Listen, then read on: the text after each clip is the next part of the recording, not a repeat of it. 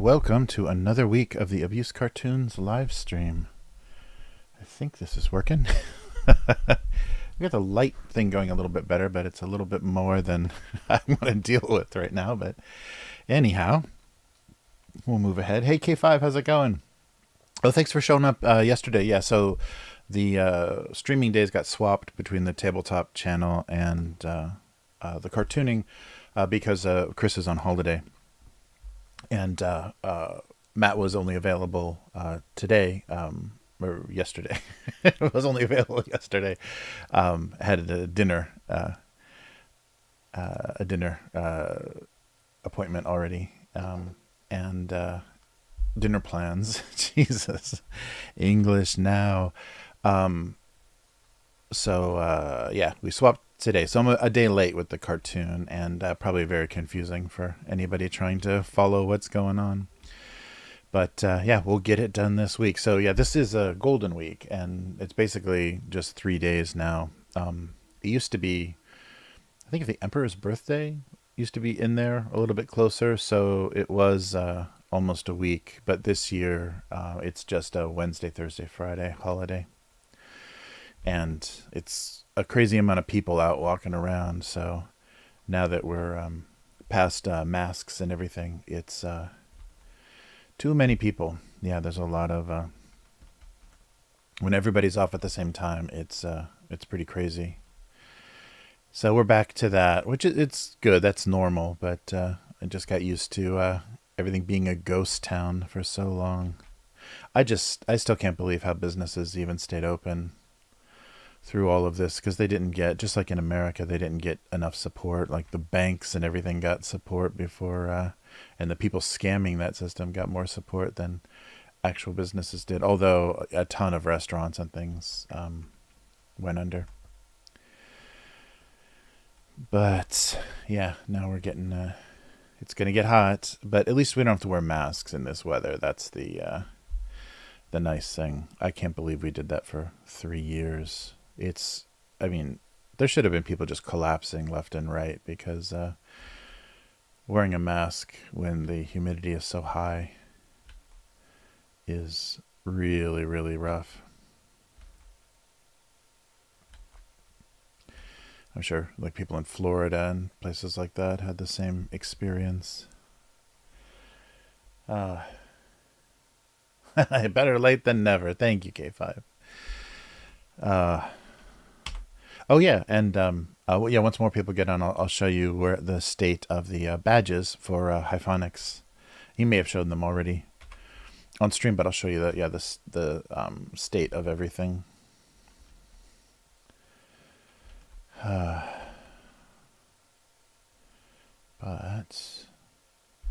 yeah, so I think I got the green screen thing worked out, because I got horrible folds and everything in the green screen. But yeah, it doesn't look like it's going okay. So I just need this this big overhead light on, which makes it a little hard. It's a little glare on the tablet, which is why I was keeping it darker. But I think I can make it work, and then at least the image is clearer.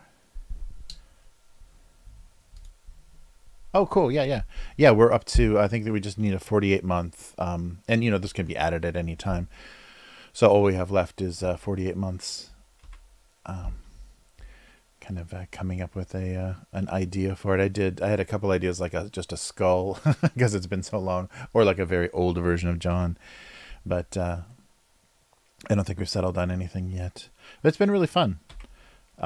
He's a really great guy. Really fun to get input from, and nice, and the thing that I like, I mean, which is so rare, is he knows what he likes and knows what he doesn't like very clearly, and says yes, no, yes, no. That's really, I really appreciate people that are that decisive. Maybe it was just spending too much time in Southern California, where everything is wonderful, but you'd never get clear answers about anything, or clear feedback. And it's so great to have a person that knows what they want, and basically, because it's his brand, he knows how he wants to represent himself. He knows what he doesn't want to look like other people if it looks like something he's seen before. So that feels really nice to have that really direct feedback, because you get so much so much incomprehensible. Can it be a little more? I don't know, like it's just ridiculous. What are you telling me? But yeah, so it's been really fun. The badges have been fun to do. All right. Oh, K5, that's a great idea. Oh, yeah, I was thinking, that's what I was thinking is a crown. I thought a crown, would be a nice, like some sort of, crowned egg or crowned figure would be good for the last, but the dog is good. That's a nice idea. That ties things together really well. Yeah, thank you. I'll work on something like that and show him and see what he says. Good idea, K5. Yeah, I think a crown like for being 4 years. Yeah, a member for 4 years. That's a great. It's a great image, and to include his dog is perfect. All right. I don't know what I'm doing.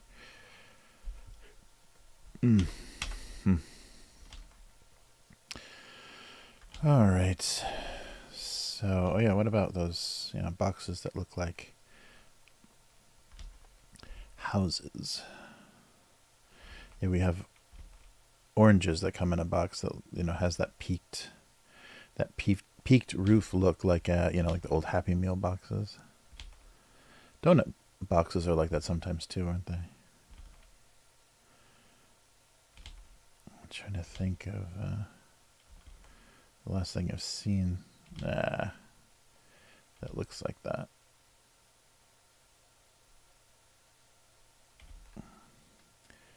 It's been a while. And I like, especially with like the Happy Meal, because I think it was the arches. The handle is almost non-functional. I mean, it's a way to close it, but you can't even your little kid fingers barely fit in the little cutouts of that fake handle on the. I think it was just decorative, mostly decorative. Oh, I got something weird going on. Oh, that's right. The eraser is really small. That's right, because I was doing pixel art. So the eraser is super small. Oh,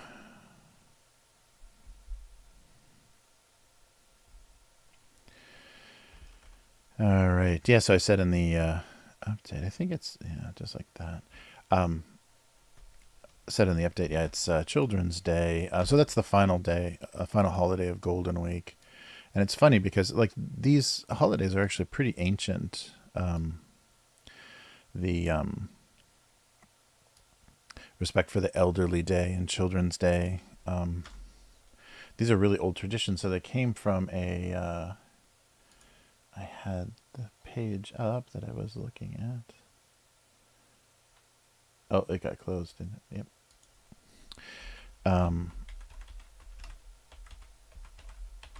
Came from a series of celebrations that was like a royal family, or like the emperor's doing. Yeah, so the imperial court, who knows when, it could have been, about 1100, had these days that they would commemorate. And so Children's Day, the celebration of children, is supposed to be the 5th day of the 5th moon, which I guess would be May, approximated to May with the Roman calendar. But yeah, there are these four little, so a day for women, and then the elderly and kids. And what's the fourth one? Yeah, so it's become, and it became, I guess, in the later period, the 12th century, that's when it became kind of Boys' Day. So you see these koi banners. So these, koi fish, like like the big giant goldfish looking things in the ponds. So that represents strength. And so you see these, like, they look like wind socks, like nylon wind socks, but they're decorated banners with images of koi. And so that's an image of strength. So you have however many boys you have in your family, you put that many koi banners on a pole and put it outside your house, so you know the house that's full of boys. So the Doll Festival, the Adult Festival became kind of Girls' Day, and then Boys' Day is Children's Day. Yeah, because and especially in Asian culture, because of the you know carrying the family name and everything is so important. And you've heard that about China. Once they had the one-child policy, there was a huge you know rise in abortion of female daughters or non-registration. That was the thing that they ended up.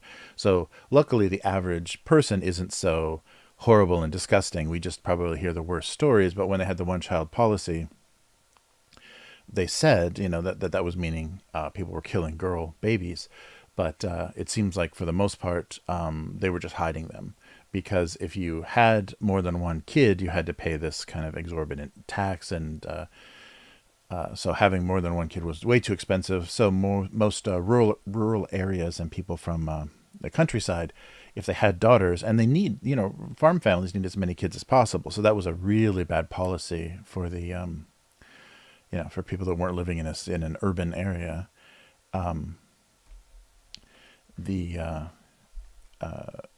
So when they lifted that policy, suddenly, magically, millions of girls appeared that were not registered before, so that they could be, they could get all the services or whatever whatever you get under that system.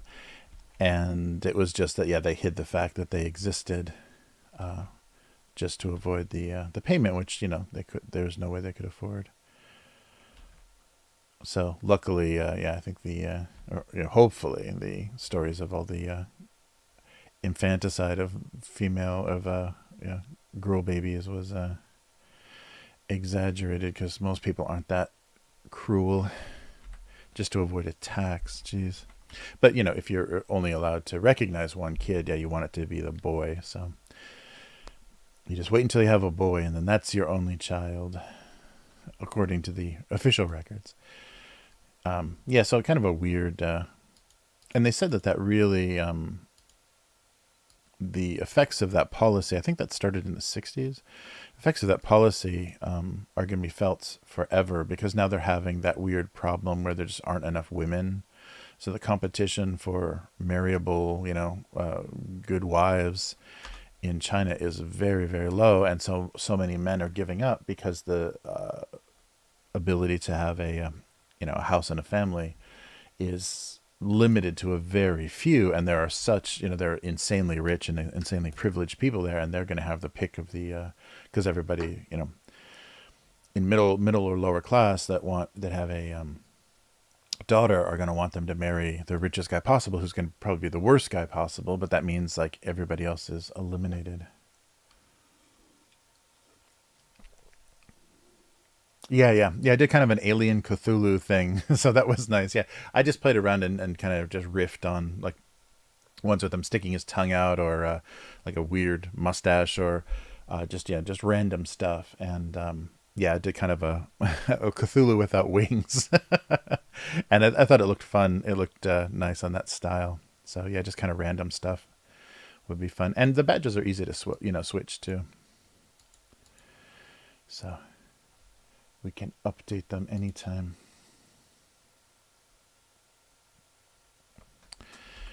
All right.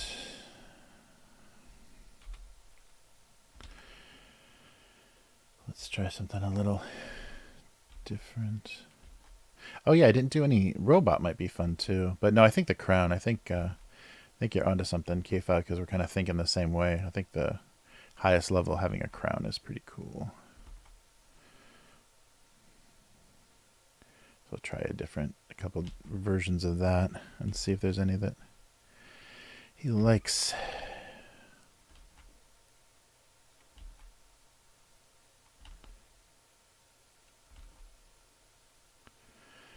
All right. A very short flower pot.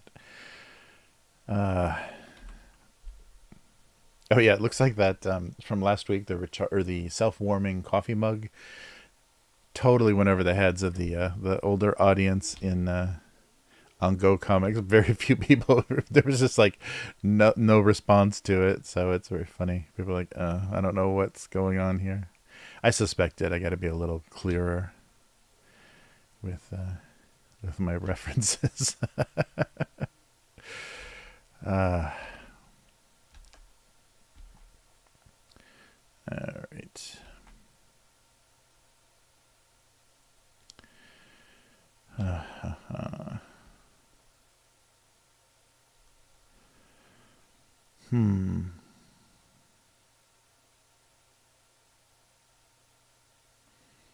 Oh yeah, something like flower pot jokes. This is bad. I don't know if I can do, or maybe like a cup that was kind of crushed down might be fun.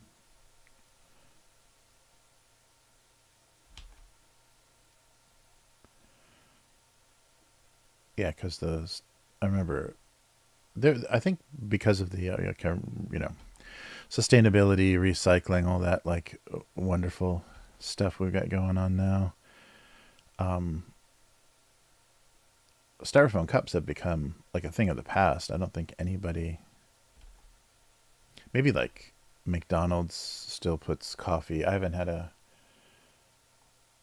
coffee at McDonald's in a while. I'm trying to figure out the last time I saw an actual, styrofoam cup, but I don't think, because they don't biodegrade, or they can't come up with a version that biodegrades well, that actually can hold fluid for more than 10 seconds. So,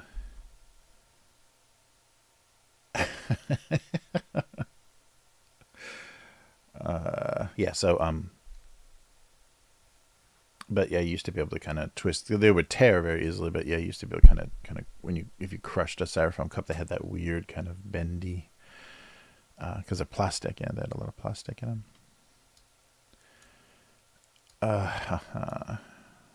Polystyrene.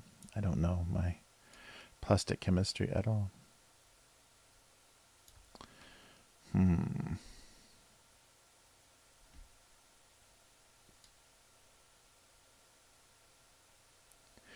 Yeah, so maybe the short one doesn't make any sense. And this one the crushed one should probably be sitting odd as well. Because, yeah, you could crush it and then ruin how it flattened on the side. I don't know, something like this.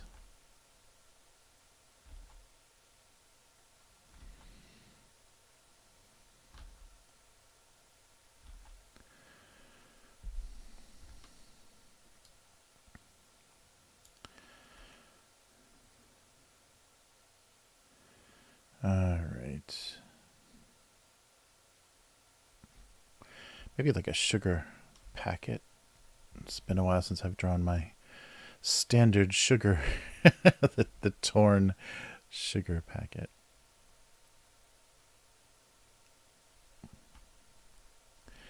Yeah, something like that works. Works for me. Yeah, I'm not sure about that tinted box. Oh, no problem, K5. Yeah, when you said last time you said that he talked about stuff, that last round of revisions that like one of the viewers recommended, or something, I guess somebody on Discord or something, or Reddit posted. I went back and scrubbed through a live stream and found it. So yeah, I found that last time that he had mentioned stuff. Maybe not the latest time, but yeah, I found the one of the times. So thank you, K5. Yeah, that was awesome. It's awesome to see that. So, yeah, I don't think any of that is necessary. Yeah, this will work. Simple little composition. The classic styrofoam. Yeah, so maybe only the commenters on Go Comics are going to remember the last time they had a styrofoam cup. Maybe this one can use some, scaling a little bit taller. It's probably good. All right. Yeah, crushing a styrofoam cup. That's funny. Or I remember, like when you're bored, if you have, I think it works easiest with styrofoam. If you're bored and they gave you like free coffee or whatever, you've got nothing to do. After you finish it, then you just pick a piece at a time off the edge of the cup and just throw it in there. So by the end, you're holding this like little, the bottom of the cup filled with all of the pieces that you tore off, just for something to do. Oh, cool. Oh, nice. Thanks, K5. Much appreciated.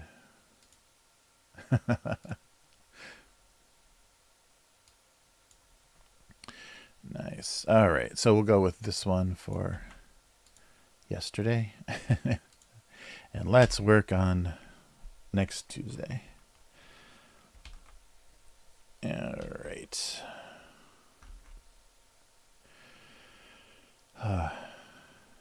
Yeah, I definitely don't do enough drawing because when I was doing the stuff for Matt, I realized like how out of practice I was, and it took me so long to build up much confidence in finishing any of those pieces, and it was, yeah, that was very miserable.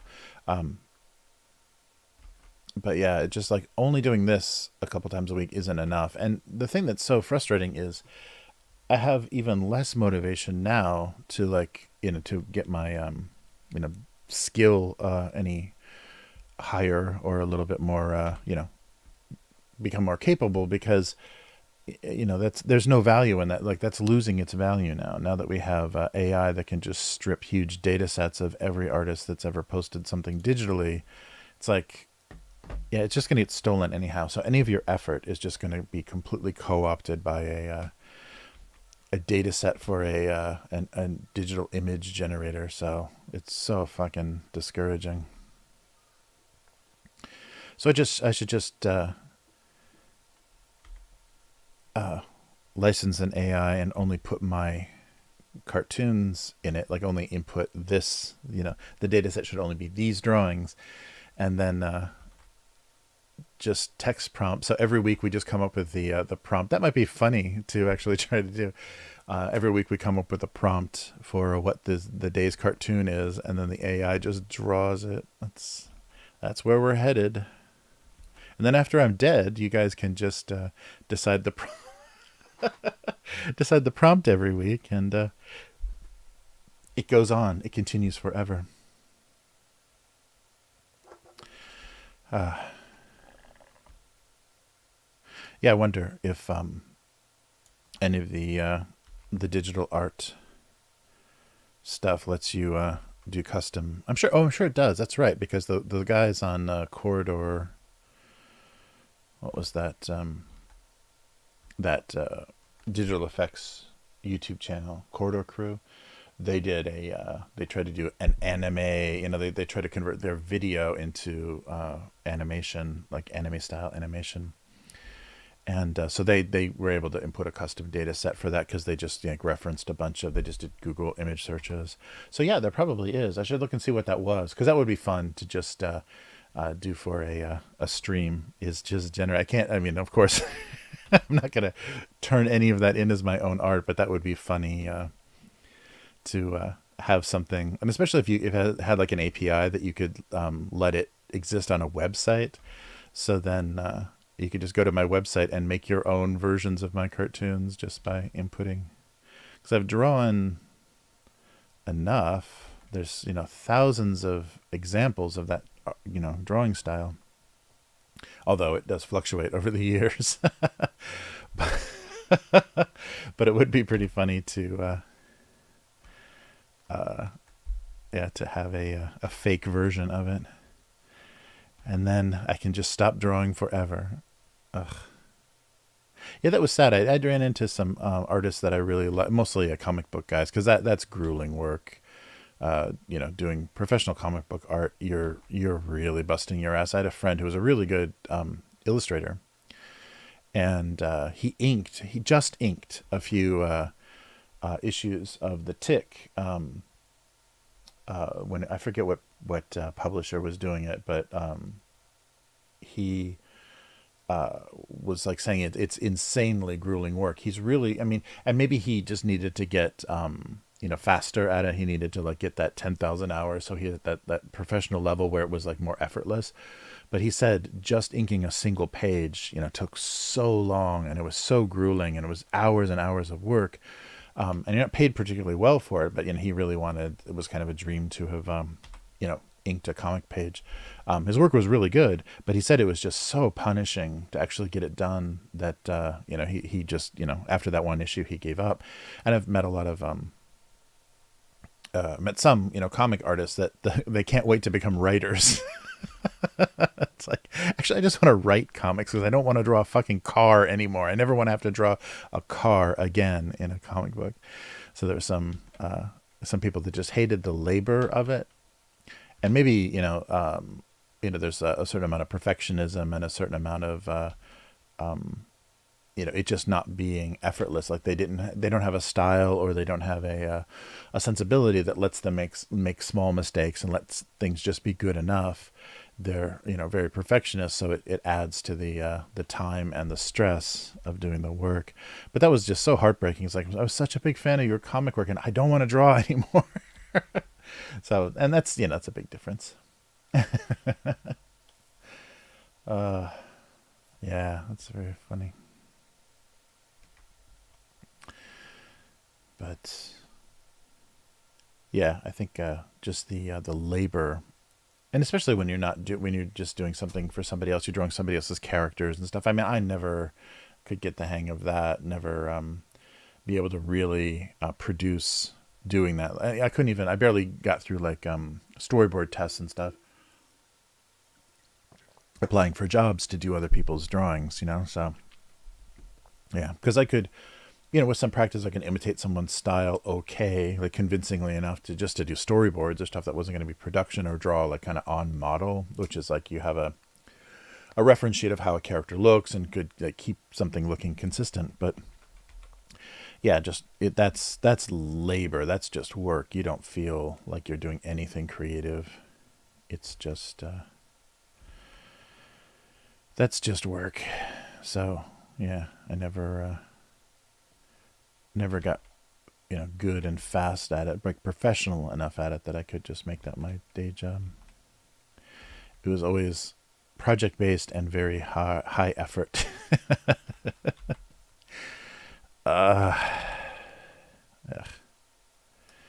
Yep.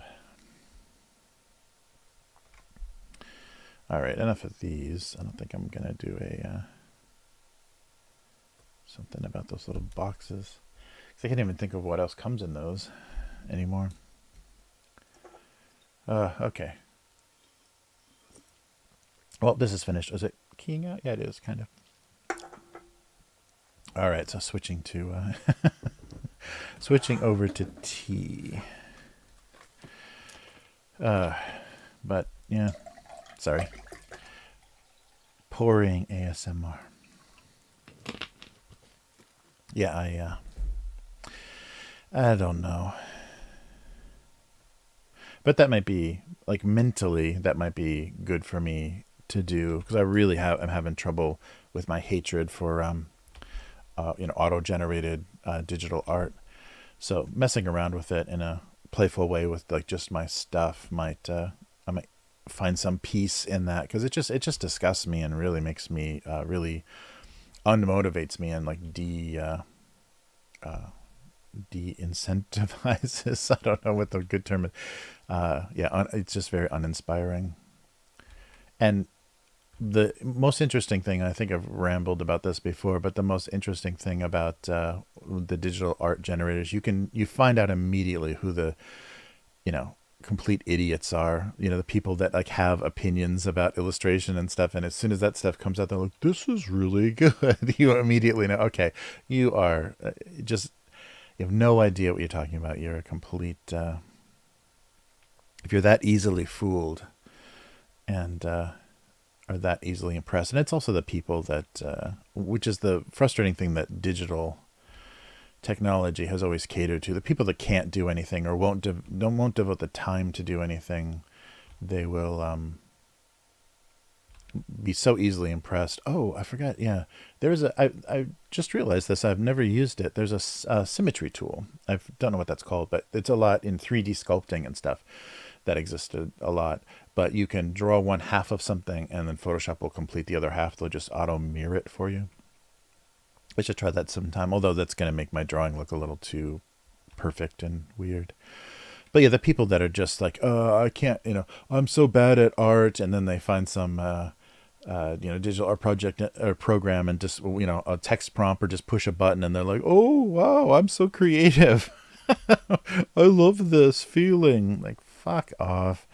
The people that have devoted years and thousands of hours to honing a craft, and all you want to do is push a fucking button. Yeah, it's weird. I don't have time for that. And I'm surprised. The people that like really responded to digital art really surprised me. Yeah, I don't know. Just there's real lazy fuckers out there. I mean, people that are big fans and friends with very talented illustrators and things were like, wow, that's a really impressive tool. Fuck off.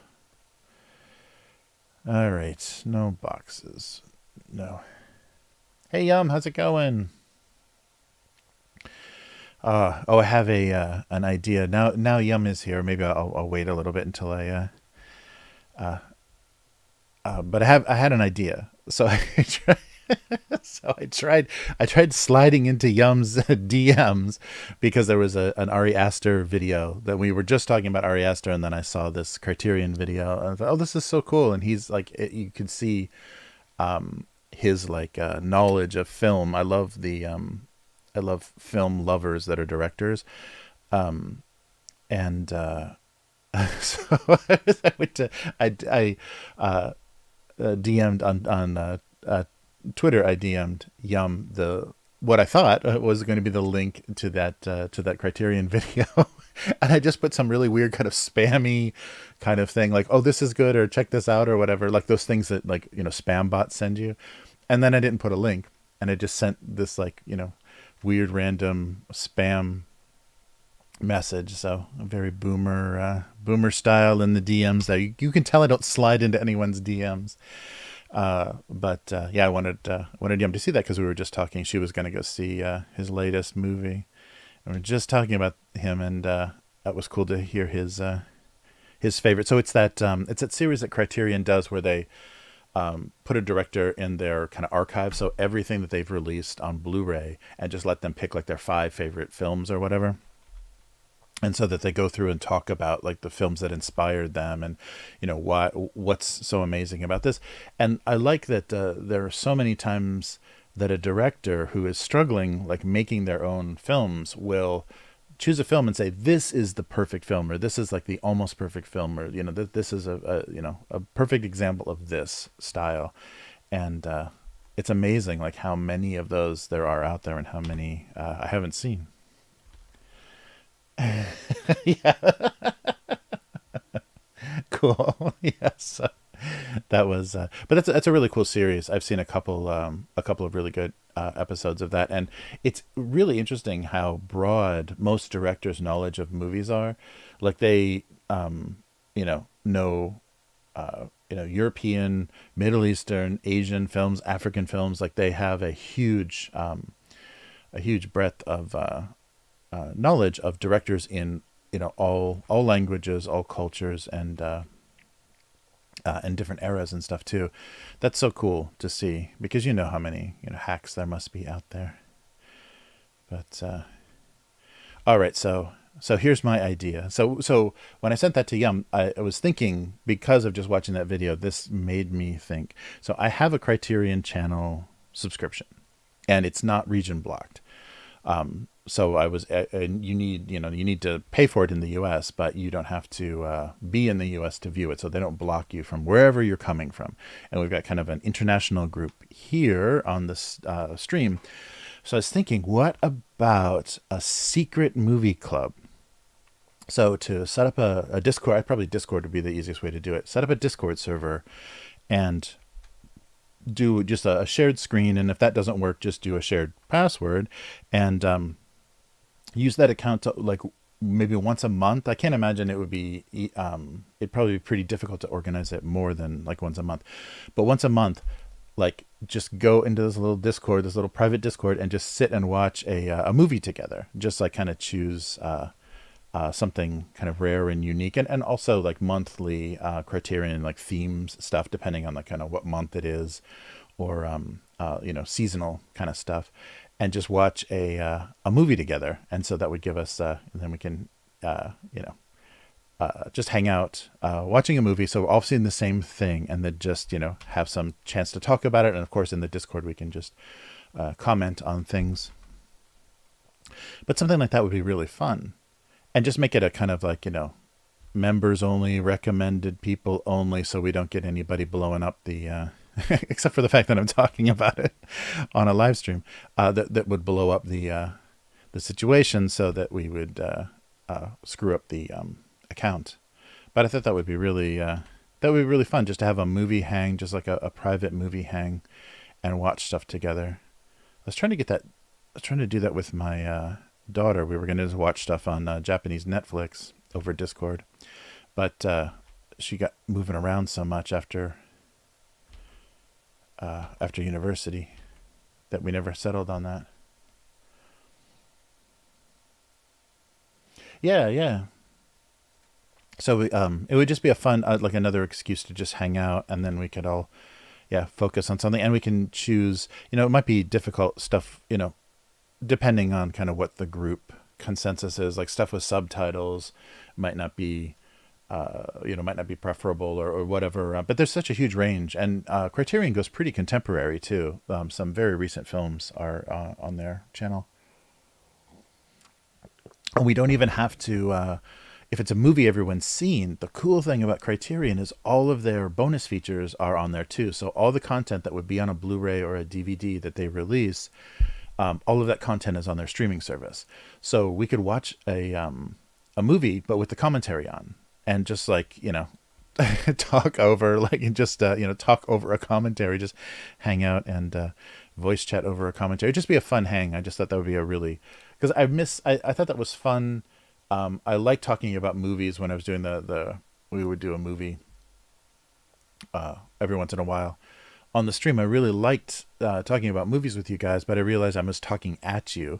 So something like a Discord chat would be a better way, so everyone had like actual opinions and stuff. That would be fun. Oh yeah, right. Yeah, somebody, pointing out that all the fake or all the problems, like continuity things, like people that watch movies too closely and aren't enjoying the story, but are like looking for continuity mistakes. Like his watch is on the different wrist now, or the pen is gone. See, the pen was in his pocket, now it's gone. Yeah, people that love finding continuity errors. Mm-mm. Yeah. So it'd be fun, and it's just an excuse to, and even if the movie sucks, we can always bail on it and just have an excuse to hang out. But yeah, I was thinking that might be a fun, and then just share uh, just sharing the account. I think would be fun too. So we can, everybody can watch other stuff, at other times, and then come up with, recommendations and things. Yeah, they have a pretty big library, but they rotate stuff out, so everything that they have isn't always available on that channel. But it's a pretty amazing streaming service, and mostly I'm just guilty that I don't watch it enough. Like I'll just default to Netflix or whatever. Like I was looking for something to watch last night, and Jason X, the 10th Friday the 13th movie was on Netflix, just randomly for whatever reason on Japanese Netflix. So I put that on instead of watching something of quality. I just watched Jason X for the 50th time or whatever. That movie is so funny because it's such a like an alien wannabe movie. The being trapped with some killing thing. It's like totally ripping off Alien, but in a very fun, obvious way. But that's such a funny sequel for a Friday the 13th. It's one of those out of nowhere. I mean, but those sequels were getting so bad anyhow. It's not like it could have been worse. Yeah, I still remember too.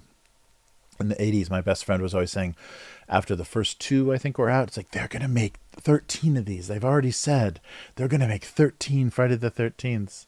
I don't think they ever did. I mean, at least in the main like continuity, with the remakes, I think there's like 13 now. But yeah, and if you include like Freddy versus Jason or whatever, but I didn't think the main numbering, and especially because they killed they killed Jason, and then he came back, then he went to hell, then he went to New York, so they really messed that up. But that was the thing we were always talking about when we were kids. Oh, they're gonna make 13 of these movies. Wow. And I think the rights for that like changed hands so much, or maybe just the companies. Mm.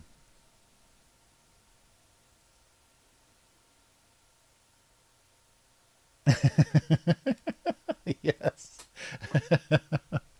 Yeah, no, that's true. I have that same problem, and also I've got the language problem too. So if I want to watch something like on Criterion, unless I watch a Japanese movie with English subtitles, everybody in the house can't enjoy it. So yeah, I'm very limited to what goes on the TV because yeah, it can't. And so my watching of foreign films has declined a lot. I haven't seen a lot of like recent Korean and Chinese stuff because we can't you can't put double subtitles on. I think there's a plugin actually for Netflix that lets you do that in Chrome, but on your TV and stuff you can't put double. Yeah, I guess though that just is encouraging account sharing and stuff. But that should be something that Netflix thought of a long time ago as they went into international markets, because the more international markets you move into, the more you're probably attracting the expats that live in China and Middle East and Africa, so they'll want to have multiple subtitles. Yeah.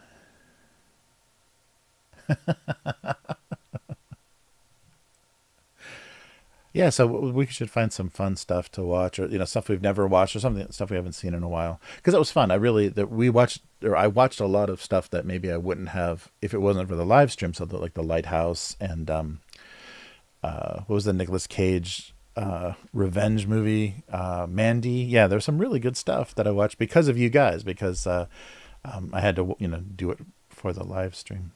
So we should think about that. That would be a fun like a little secret movie society that nobody knows how you get into it.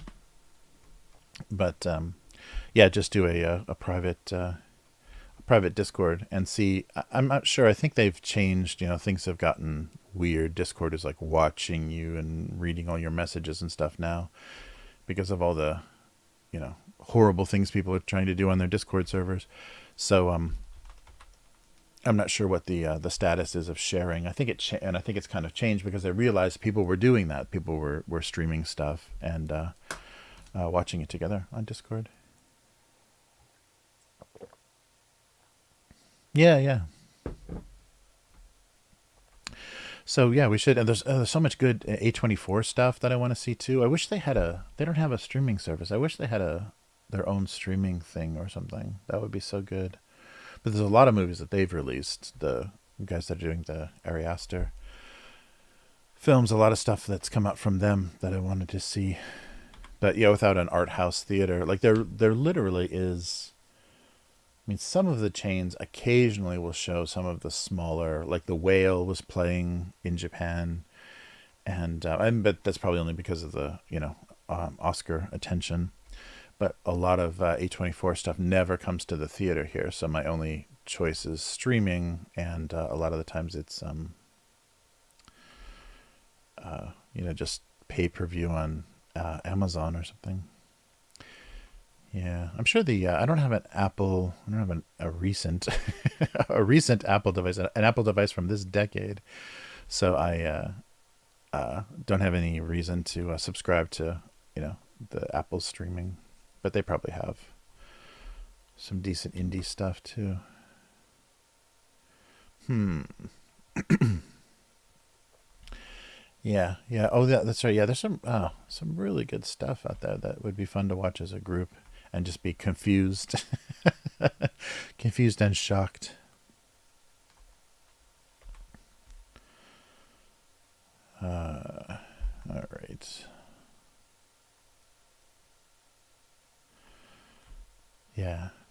And also too, and if we get bored, and if we get bored with kind of art house stuff, we can switch over to Shudder and watch curated horror films on Shudder. Yeah, that was fun. I had Shudder for a couple of months, and the funny thing is, I think I canceled it before Halloween, which was kind of my reason for getting it. But they have some really good. The curation on that site is really good, or on that service is so interesting. So they'll theme stuff, and a lot of stuff that I've probably it's probably come up on late night TV back in the day, or like weird cable.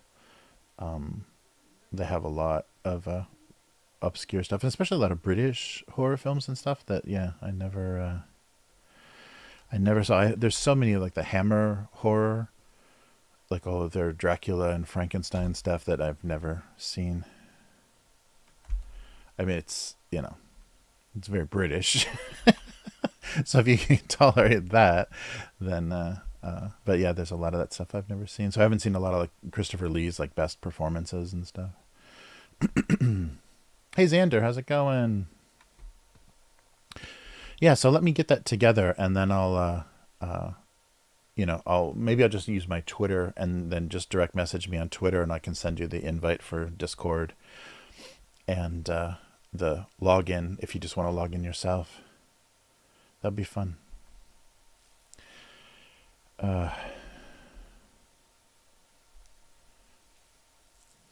Nice. Oh, that's the thing that sucks is I can just get drunk. Like I can just drink with you guys, but I can't. Yeah, I can't. I mean, risking my risking my visa here, I could,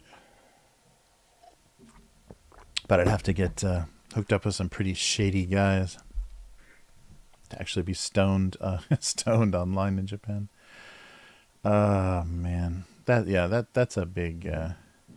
But it's like that, I think most of Asia is like that because they're so close to, the opium trade and everything. Most of the drug laws are still so harsh in Asia. And that's not going to change. But for some reason, they still have EDM festivals. I don't know how that works. It must be getting here somehow. Yeah, I really think that's... we'll probably be shocked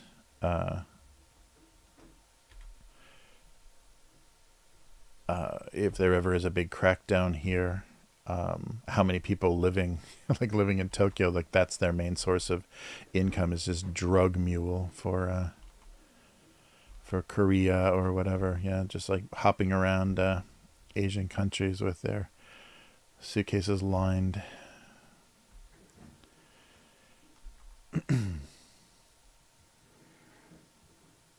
Yeah, definitely. Okay, I'll take you up on that. Yeah, that would be insane though, because it's been so long. Yeah, I wonder how I would physically respond to that. Yeah, because it's been I have to be careful. I definitely have to be careful because I'm way out of my league now. Not only has it been a long time, but I think things have progressed a lot further than what I'm used to. But yeah, that would be fun. Yeah, always. That literally was one of the best things, like 90s Los Angeles and like even early 2000s.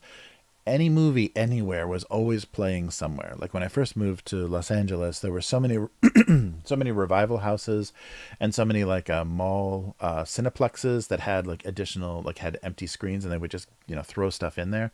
So it was before streaming, and when it was just DVD and VHS rental. Almost every movie you could think of, like Casablanca and like classic movies, it was always playing at some theater, like some midnight show or something somewhere in Los Angeles. That was insane. And I didn't take advantage of that enough, when I was first there, and that just went away. Once everything started to get digital and there was streaming, that's all gone now. And the cineplexes are all multiple screens of all the tentpole stuff. It's all gone. But LA used to be such an amazing place for watching movies, for actually like watching projected movies. It was crazy, and it was still in the days when it was really cheap to go to a movie. So, but that was that was the best thing, is just getting high and watching movies in LA was the best. It doesn't even matter what you were watching. Yeah, some of my favorite memories of just hanging out was always like, we're gonna go see the Mothman Prophecy or whatever. Okay, whatever, and it ends up being the best film ever. I still remember, this wasn't in the theater, but I still remember how I like started to get freaked out. We got stoned. We just a friend, the art school friend of mine, would always come over. We'd get high and just order pizza and just watch stupid shit on cable. And we were watching The Bodyguard, the Kevin, what's his face, and my God, I'm totally blanking. The Bodyguard, The Bodyguard, the singer that died in the bathtub, and Kevin, whatever his name is, as her bodyguard. And we're watching this movie, and it's pretty boring, but I'm high enough that I start getting obsessed with, wait a minute, when is this happening? Because that it was, maybe I've talked about this before, but it was filmed in the past. So that when they were making this film, were they thinking that the film is taking place when they're filming it? Or are they making a film that's a period piece and it's taking place because they never, a lot of, fiction film, they don't reference like what year it is or whatever, unless that's important. You don't see a newspaper with a date or anything on it. So and this was one of those like shitty films that didn't maybe ever reference like the year that it was or whatever. So there was no reference to the time. So I started getting super obsessed with, so wait a minute. So, okay, so when do they think they're making this film? And when do they think we're watching this film? And like time became this like huge problem for me. It's like, I can't enjoy this story because I don't understand. When do they think I think this is taking place? Because I know that it actually happened when they filmed it. It actually happened in the past, but were they pretending it happened in a time that hasn't happened yet? Or is this a past event, or how am I supposed to be thinking about this? I remember with a movie that ridiculous, becoming obsessed with the time. And so it's not a time travel movie. This isn't like, it wasn't Back to the Future or anything. I was completely obsessed with when Whitney Houston. That's right. It's the Whitney Houston, Kevin, whatever his name is. I'm glad I can't remember his name. But yeah. Oh yeah, exactly. They're right. And then you watch it straight. Yeah, Yum is exactly right. Then you see that same movie straight, like, what the hell is this? How was this entertaining for me for a second? Yeah. Yeah, it's so funny. But yeah, you get stuck in those little loops. Yeah, you just overthink. And if you're already like, if when you're not high you are an overthinker, then yeah, that's you become a super powered overthinker. Sorry, my throat recently has been bad. I think we're getting to the end of some allergy time, like a pollen time. It should be over.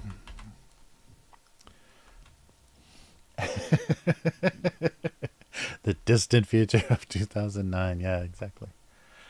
Yeah, it's funny when that is an important part of a story, and then when it's not at all, like you have no reference. And I think it was just because it was such a, stupid romantic, movie that they didn't care at all about what you thought. So the only way they could suggest anything about when it's taking place would be costuming or whatever, and it was all so vague that yeah, it's like, oh yeah, sometimes you don't even, that's so not important, but other times that's, your story relies on knowing when something happened. It's so funny. All right. Whitney Houston in The Bodyguard.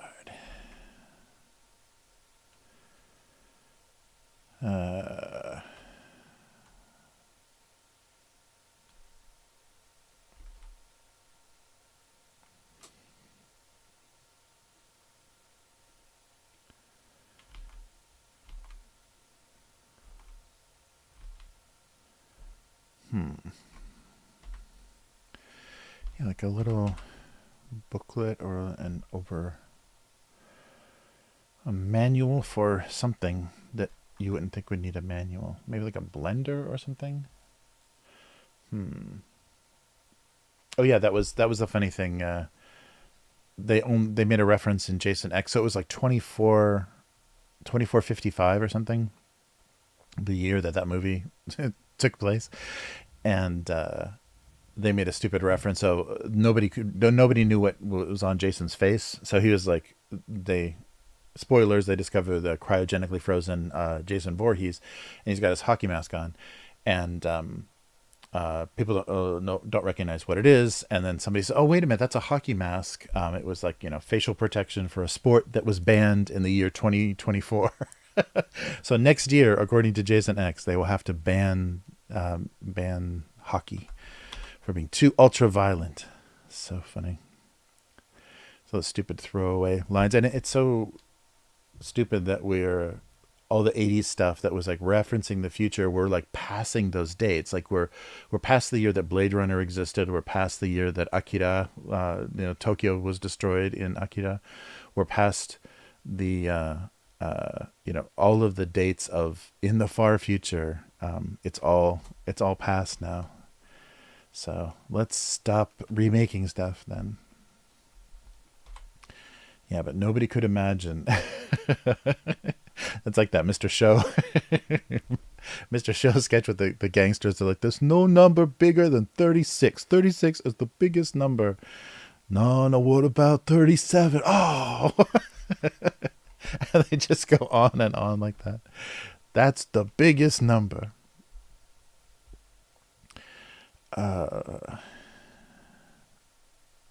Yeah, so people's imaginations are very limited. And then you have, of course, the people that want to make their stuff future proof. So they said it like Jason X. They said it in 2455. Sorry. Bad impression. Yeah. Oh, those old Mr. Show sketches are so good. Yeah, the revival was a little. Was it Amazon that brought back Mr. Show they did like a little season of like a little short run of Mr. Show. Yeah, it just young. There's so much like punk rock and edgy comedy, and there's like all that stuff that is only for the young. If you're doing it in your 50s, it's just sad and it's just depressing, and you don't feel like that anymore. Like you don't genuinely have that. Oops. You don't genuinely seriously. Unknown girl, you're on your 6th Jägermeister, or seriously? Oh, I wish I was there. Damn. That was the first because I think prior to that I only drank. Yeah, the first time I had Jägermeister was the first time I ever had that was Sweden, and it was my my host parents that gave it to me. But I don't think I'd done anything. I'm trying to think. Yeah, it was all beer. It was all beer, and it's the 80s, so it's like wine coolers and stuff. There was a lot of really bad stuff floating around. But I think the only alcohol I'd had up to that point was beer. So yeah, Jägermeister was like the first harder alcohol. It's so funny. But yeah, that was such a crazy thing, is the how unenforced the drinking age was in Sweden. So we would be out, we were all 17, 18, pre-gaming at someone's house, and then going out to clubs and bars and drinking, and no one stopped you, I guess because it was 18, but they weren't going to check. But seeing like 12-year-old kids, like 11 and 12-year-old kids drunk, and like people's little brothers and stuff would be walking around the street drunk, and we'd just be laughing about it. It's like, oh my God, those kids are too young to be that drunk. It's like, what the fuck? Yeah. Yeah, that was still, I remember, because they have beer vending machines. Like in Japan, they have beer vending machines. In Sweden, or had at the time. So when we had the little language school before we were sent to our host families. When we learned our Swedish, there were beer vending machines around the dormitories where we were staying. I think it was university dorms, and they said, don't don't buy any beer out of the vending machines. Yeah, but yeah, smoking and drinking though, because I remember it wasn't even. It was still the '80s, so it was like '89. But you get smoking breaks. You had smoking breaks in high school, so we were seniors in high school, but you could not leave class, but between classes you could go out, and there was an area where people smoked, and there were smoking breaks in high school. That's so funny. Yeah, so very different. Like they handled stuff very differently, and I can see now if things are still like that, I can see that's got to be a huge culture clash for, a bunch of the Muslim immigrants and things have alcohol that freely available and stuff. That has to be a problem. That has to be something that people are not happy with, a bit of a culture clash.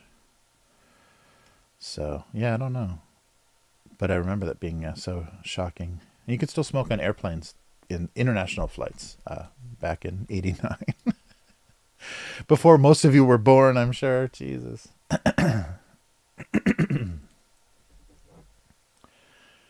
The '80s. Yes. Was that 20 years before most of you guys were born? Mm.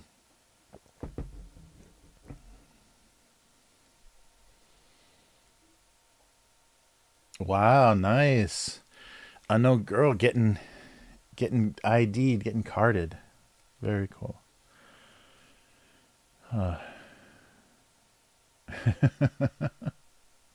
Yeah, straight. Yeah, I've only ever had on the rocks. Yeah, Jägermeister on the rocks. I've only ever had shots. It's very medicinal. Yeah, I don't. It's been a long time since I've had it, because it has that weird kind of medicinal, and I think that's even on the bottle. It kind of like, it's, well, I think a lot of because we're playing this Swedish, this role playing game set in Sweden, and they talk about aquavit a lot, and aquavit is just like, vodka basically that's infused, herbally infused, so it has a flavoring of like, dill seed or something. It has like some kind of herbal flavoring, but it's basically just vodka. So I think a lot of European stuff is more like that. A lot of the liqueurs and stuff are just hard alcohol, some permutation of gin or vodka that has some other flavoring.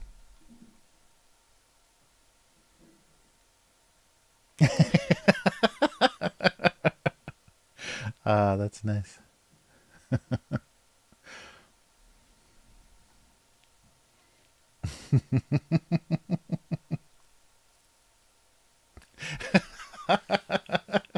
Sober deletion, right? You got your hangover headache and you're deleting your comments. Why did I say that? Oh my god. Uh yeah, that's funny. Yeah, I still can't believe how much. I mean, that's probably gonna be around forever. But how much gotcha stuff people are doing with, a decade old comments or text messages or DMs. And some people save that stuff. I think there's some real scumbags out there that, screen capture and save everything just in case. And that's got to be like, if you have any celebrity or reputation, that has to be a nightmare of people just, popping up in direct messages, and it seems totally innocent, and the whole time they're just, they're recording everything you say. They just can't wait to share what you said to them publicly, and you have no idea that that's going on. I think people are getting much more savvy. What was it, like Michael Che from Saturday Night Live in the U.S.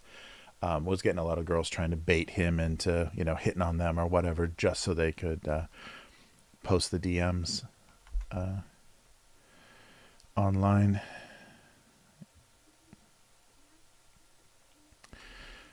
Yeah, that's a whole different kind of star fucker, clout baiter. Yeah, yeah, that's amazing.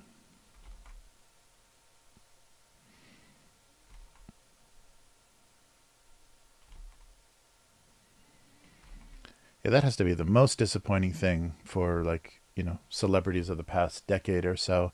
It's like you just, now the world is open to me. I can just point at a woman and take her home because I'm a famous actor or whatever, and how like fraught now all of that stuff is with it's just a minefield. Like the biggest benefit you were hoping that celebrity would bring you is has become just this unnavigatable nightmare, which is not a bad thing. I mean, those stories of like, I forget specifically who the names were, but people that are just in their house in the Hollywood Hills, sitting around in their boxer shorts and bathrobe, and they see a girl in a shampoo commercial. They call their agent and they say, "Send her over to my house tonight." Like that was like, there was a certain amount of, and that's probably like more of a '90s era kind of thing, but just the way you're connected to that. Just call your representation and say, yeah, find out who this is, and send her over to my place. And when you get that offer, it's like, this could be the beginning of your career, or this could just be the biggest mistake of your life. Oh yeah, Jerry Springer passed. Yeah, K5. Yeah, that was sad. We definitely could use some trash TV on the Springer level. The stuff that the reality shows and stuff we have now are just yeah. That's too bad. And he wasn't even that old, but I don't think he was very healthy. He was in his 70s. How old was he? He was 79. Oh, okay, yeah, older than I thought. Yeah, I thought for sure he was a little bit younger. His age like surprised me, but yeah, it must have been a medical thing. Although Americans, yeah, that's the thing they talked about with if Americans, if they just moved the retirement age, so it's 67 or something, 67 now. That literally gives you 10 years. Like the life expectancy of most Americans, like average to the people that eat McDonald's every other day. Averages out to 77 years old. So that means you've got 10 years after retirement age. That's it. The shortest of any country, any developed country. Depressing. Yeah, and wasn't the funny thing that people bring up, not to talk ill of the dead, but the funny thing that people always bring up with Jerry Springer, of course, his notorious show, but also the fact that he paid a prostitute with a state government check. This will never come back and bite me in the ass. Yeah, because he was the mayor of Cincinnati, so in the southern Ohio, he was the mayor of Cincinnati for a little bit of time. It's weird to think that he had a political career. Mm.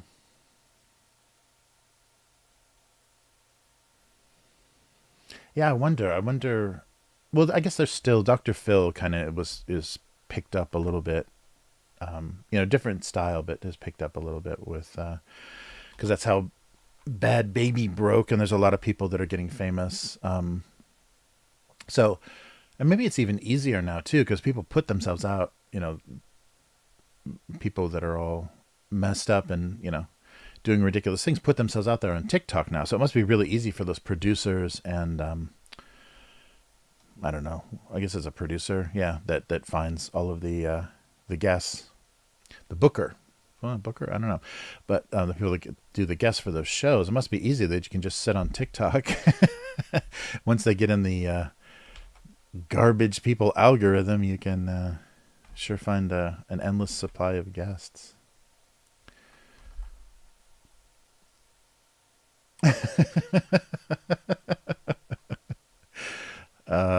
Yeah. Yeah, I think, Dr. Phil picked that up. That's so funny because it wasn't he. That's the weird thing that I don't understand is, basically, so here's a talk show history lesson for everybody. So one of the most popular talk shows in like the 70s and 80s was Phil Donahue. And it was this guy, this kind of chunky guy with a kind of weird head of gray hair, and glasses. And he had this like weird delivery style that I think people enjoyed. Because I remember my mom always had that show on, and he got kind of destroyed in the ratings. Like Oprah went from being like Oprah Winfrey went from being a TV like news anchor or something in Chicago to doing a talk show, and she copied his style at first, and then went this kind of Jerry Springer route and did more like over the top, ridiculous, my baby mama kind of stuff, all the revelation and stuff, and so she went that way into the really, attention getting, controversial kind of stuff, where who's the father kind of stuff, and then when Jerry Springer came out and got really popular, and there's several people that were doing that, but when he got really popular doing that, then she pulled back into this like, women's issues kind of thing. And so she became this legitimate thing. Whereas the reason that she established, the reason where all of her fame came from is because she sleazy, she was sleazier than what was going on with the more popular talk show host. And this is like all daytime talk shows. Talk show host at the time, and I forget, Donahue had a political issue that he screwed up on. Like he was on the wrong side of something that his company was like, okay, fuck this guy, and they got he lost his show. I forget what but his politics got him in trouble, and they just took his show and popularity away from him, and so that's why Oprah rose to prominence. But then when Springer sleazed him or her out sleazed Oprah, then she all of a sudden backed up and became so self-righteous, and oh, now we're having a book club, and now we're having and then she became that kingmaker. So long story short, that's where Dr. Phil came from. And for Unknown Girl, this is like, what the fuck are you talking about? Who cares? But yeah, I think it's a very funny.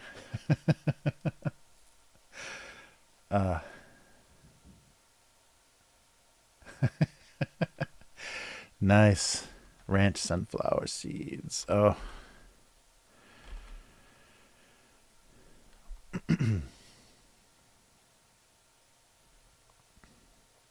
Yeah, where was that? The Texas Chainsaw remake or remake sequel or whatever.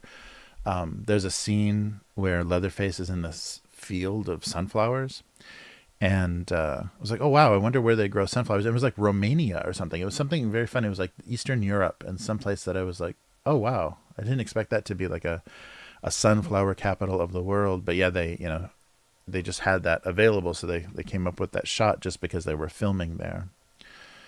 And yeah, I never would have put that together. Although I'm sure we don't know. We don't know the biggest producers of anything anymore because everything's so globalized. Oh, what did I do? Oh, there's a funny thing I read in there was like some financial blog or whatever that had a headline in my news thing, and InBev, the Dutch or whatever company they own like 500 brands. So they own basically everything you can think of: Corona and Stella Artois, and just basically all of these different brands that you think are these regional. I mean, and I guess they started out as, but they manage all of these beer brands and alcohol brands. And they're the ones that own Anheuser-Busch. And so people are talking about, oh my God, the boycott and the popularity. Hey, Unknown Girl, thank you. If you have time, draw K5 and Yum's profile pictures. Oh, all right. Wait a minute. Let me give it. I need to set the timer longer on that, don't I?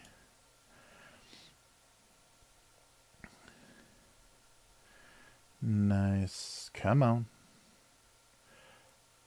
K5 and Yum's profile pictures. And make it one. Make it one picture. Nice. Very cool. Thank you, Unknown Girl. Jägermeister agrees with you.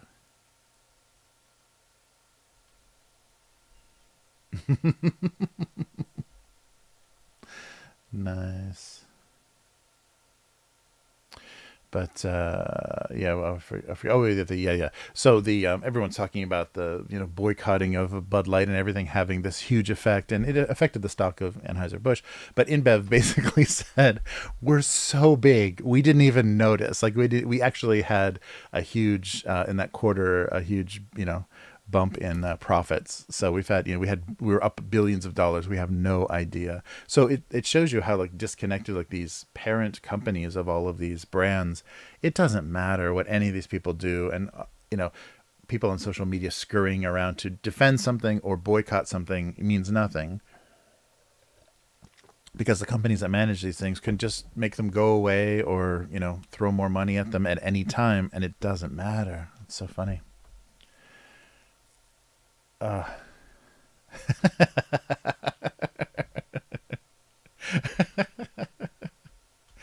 Thank you, unknown girl. So profile picture. So where do I need to find some profile pictures of Yum and K5 from, because what I'm seeing. So the ones that I'm seeing on YouTube are, where are they? Where's the chat? Oh, there. Can I see those? Let me see. Maybe not. But yeah, the ones I can see on YouTube, I don't know are descriptive enough. Oh, the YouTube ones. Okay. Okay, let me see if I can pull those. Oh, here we go. Okay. See if I can see those. Oh no. How do I get a bigger version of that? Combine the two. What's going on in both of these? Oh, okay, spaghetti on a truck. I got it. Okay. That's what that reference was. Nice. So K5's truck with spaghetti on it. All right. The spaghetti emote from Twitch. Thank you, Yum. Nice. Okay. Very cool. A K5 with spaghetti on it. Yes, I will do. I might not have time during the stream, but I can do that between 85 Chevy. Okay. I will. I'll take spaghetti on a K5 is coming up. Okay. Thanks, guys. I will. I'll do that. Yeah, the little stuff they give you on YouTube is. So I guess if I go to the channel. Yeah, I don't know. Yeah, they don't. Oh, there's a thing. I think that's all. Yeah, they don't give you any. I'll go to channel. Yeah, the channel. Okay, channel art's a little bit bigger. Yeah. Sweet.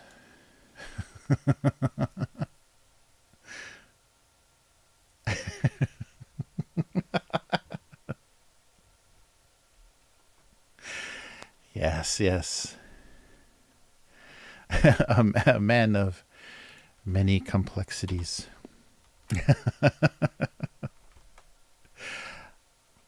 That's funny. All right. Oh yeah, but yeah, if you accept my, I might be able to come up with something if I can do my my typical cartoon style. All right, so what are we doing here for this weekly? All right. No, I do. I'll do it. Oh, thanks, unknown girl. Yeah, if I have time, I think I'm okay. I don't have to, because it's a day off for everybody. I don't think I need to be driving anywhere, so we should have some extra time. And I may have to actually turn some air on. So sorry if there's a noise in the background. Hopefully the microphone will cut it out a little bit. But yeah, it's getting warm in here. Yeah, I'm not looking forward to because the electricity prices are really high in Japan now. So I'm not looking forward to turning on an air conditioner. Yeah, it's getting ridiculous. And I think there was even reports that Japan just gave up and started buying oil from Russia. So, yeah, Japan is hurting for... what is this? Yeah, hurting for energy. Because they're trying to, it's impossible. The country this small, you cannot move away from nuclear. You just have to make the safest possible, nuclear power plants that you can. Don't buy old plans from the U.S. And they have to, there's no way to avoid that. There is no alternative power generation for a country so small. We just don't have enough natural resources here. I think they've made some progress with like wind turbines on the ocean and stuff, but it's still not even, can't do anything near what nuclear fusion can. So yeah, it's kind of adding insult to injury. Japan being the only country to be, attacked with an atomic bomb and then having to rely on, atomic power, nuclear power to provide electricity to the country. It's very ironic in one of those ugly ways. All right. I don't know what this is. Hey, Winter Status, how's it going?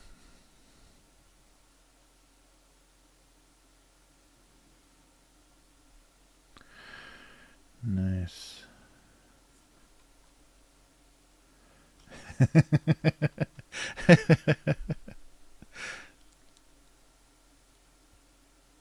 Yeah, right. I should just make that my cartoon. Yeah, just a K5 with spaghetti on it. and that's the text below. That would be especially funny. Just Chevy Blazer, spaghetti, and meatballs. Period. Nice. All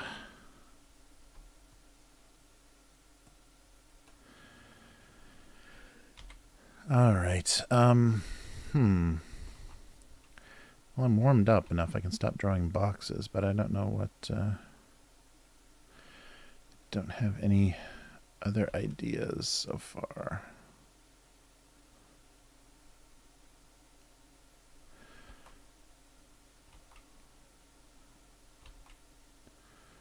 Oh, gotta be careful. Things may need spaces for eyes.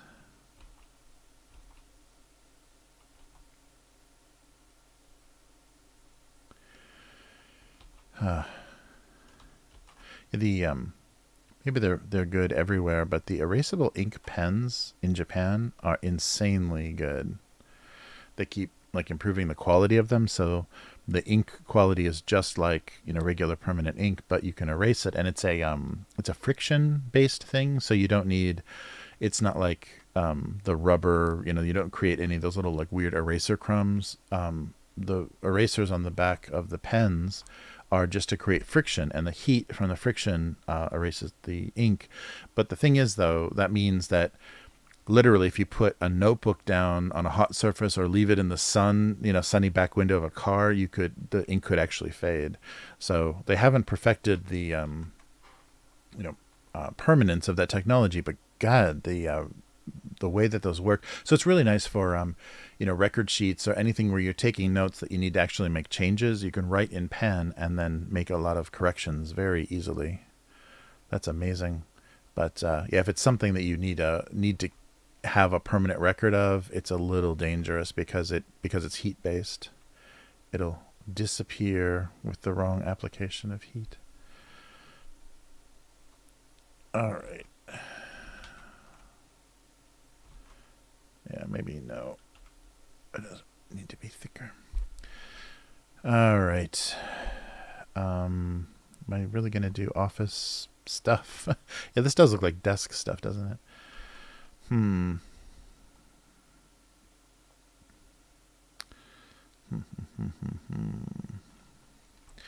Nice. So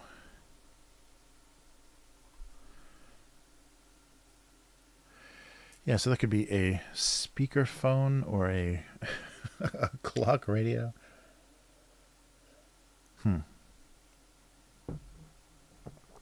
Yeah, maybe it can just be mystery device. Yeah, so maybe, yeah, have it just displaying the temperature.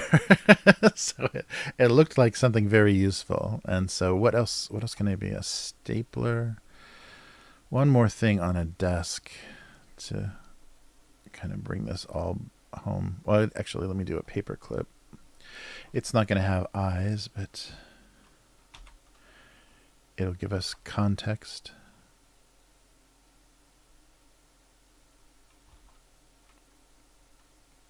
Oh, that should be shorter.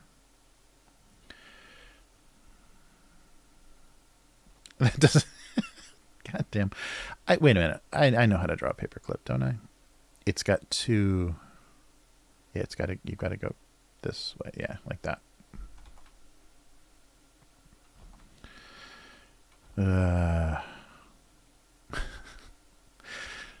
Paperclip in perspective. Drawing challenge. Yeah, I'll do it that way. I'll just shortcut it.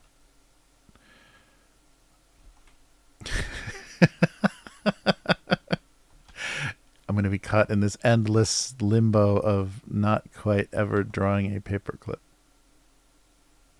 Like that. Fuck, no. Yeah, this is more challenging than Chinese calligraphy. Okay. Okay, it should be thin so that you can see everything and it doesn't look too doubled up. And I might have to fake it because it's not gonna read well. Wait a minute. Yeah, so that angle is what's killing me because it's got to look like it's laying flat on a surface. So I've got to make it wider, like, but not square. That's almost it. Here. Damn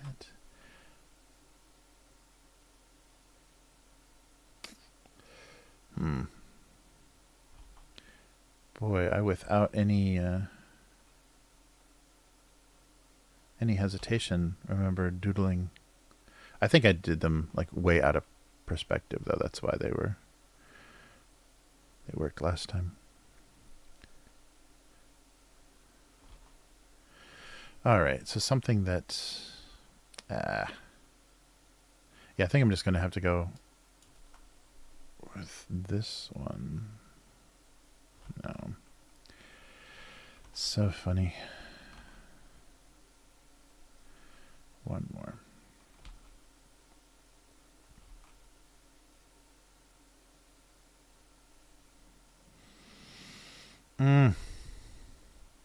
Yeah, it's just too many too many lines you have to keep in perspective.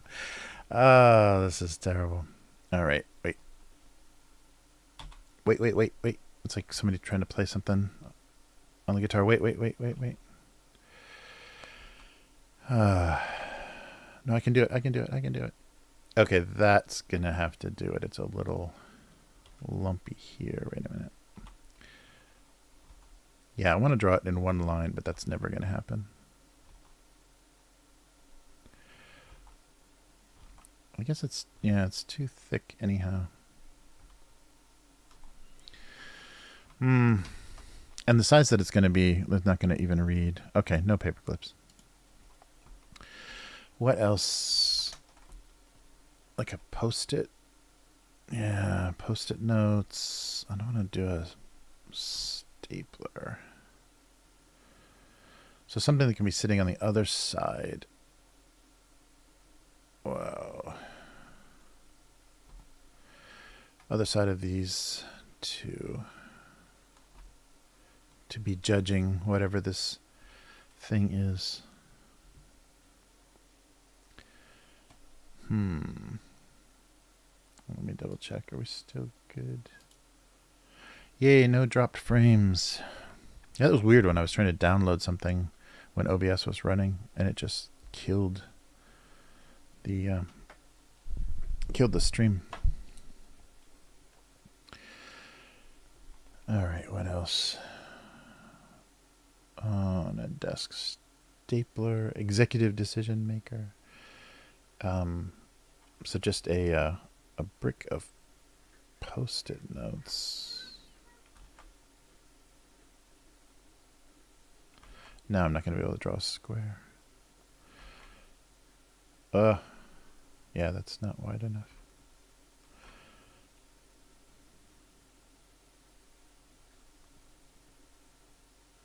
There we go.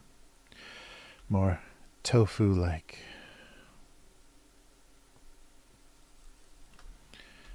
All right.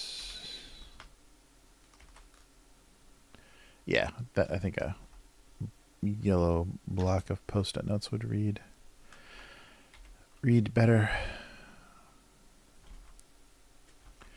And maybe a little bit of curve on that top. On the top one. Yeah. Like that.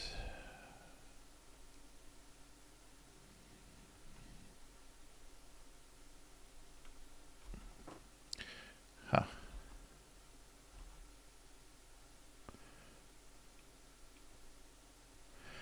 Yeah, before. There we go. Okay. That will work. So let's do that. Yeah, it doesn't. And also time-wise, because I'm a day late already with this cartoon. So time of posting isn't going to help anyhow. There we go. So they don't know what he did, but he was telling the temperature. Oh, that's a bit thicker. All right, we'll go with those. All right, let's try real quick here.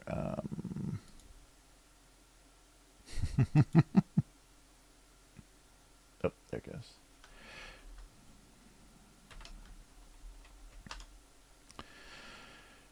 Let's try. Boom, boom, boom. All of this.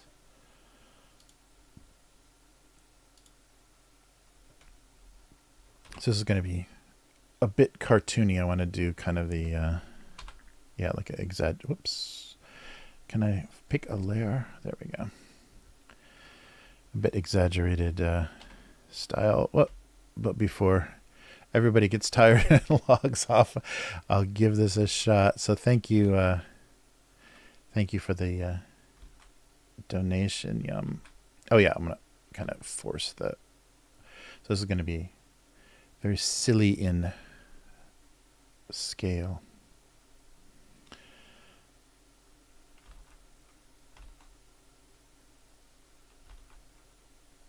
But yeah, a little more like the Ed Roth hot rod art. Not a accurate depiction.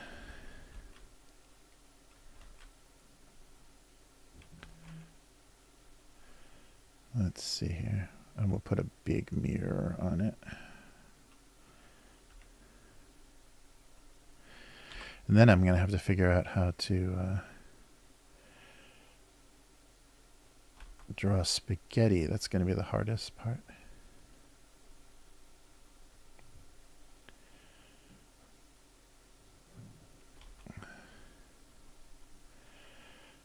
So apologies in advance, K5, if I'm fucking up some major design detail, but I want to do like a big exaggerated wheel wow.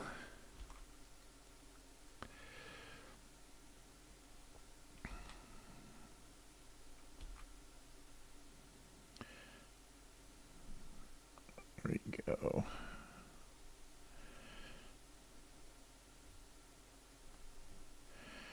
All right. Oops.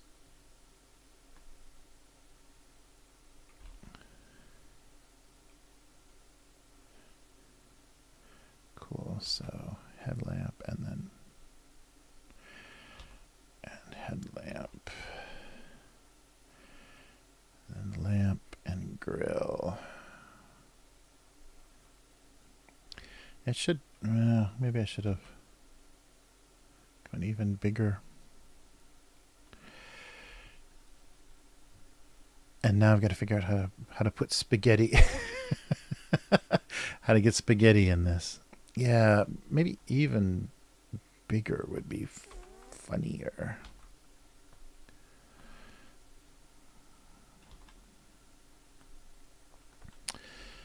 Yeah, make it here, here, and bumper.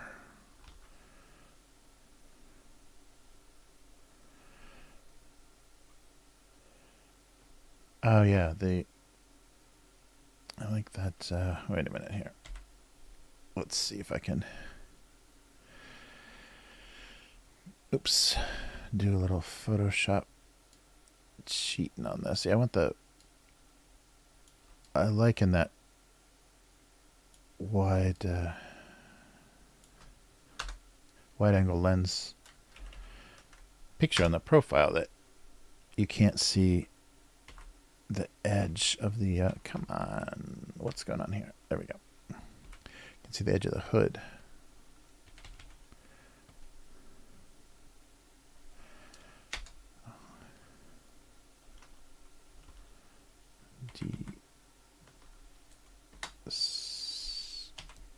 All right. Yeah, I wanted a little more cartoony though. Oh, and actually, yeah, I want this to look like it's wrapping around. So this, I am not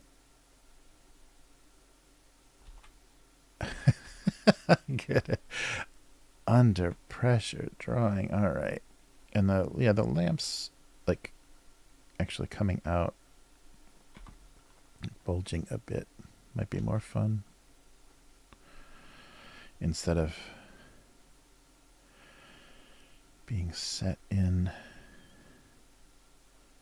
just looking more dominant. All right. Oh, that's why it's not. Okay. That's why it's looking weird, is because I emphasized the wrong angle. So let me try this, see if this helps. Yeah.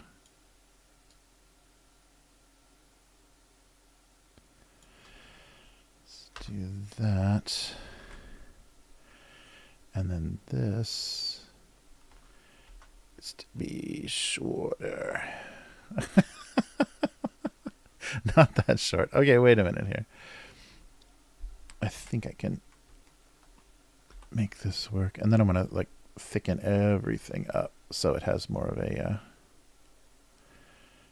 exaggerated look. Get that out of the way. And big shreds.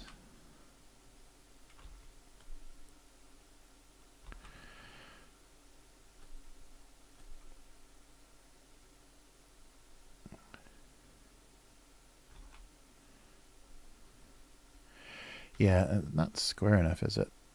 The lamps should be as square as possible. And maybe that texture on headlights.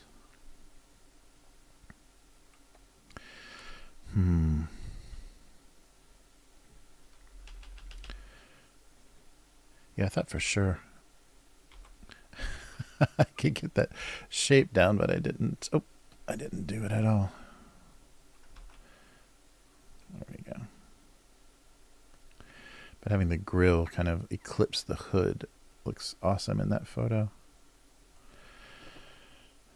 And then, yeah, this perspective, and just pinch it down even more at the end.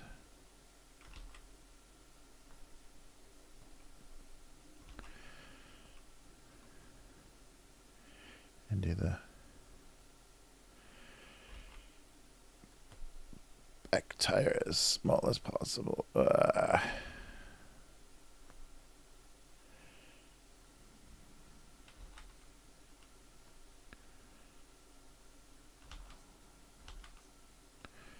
right. A little bit more this. Oh, wait, and that. Oh, no. This. So we'll do this filled in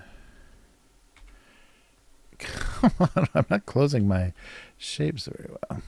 This filled in. Come on, where's it breaking? Oh, by the mirror. This filled in, this filled in. Jesus. Not a single closed window there. There we go.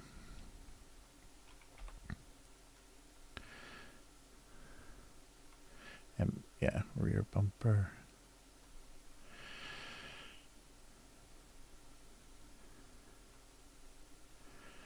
All right.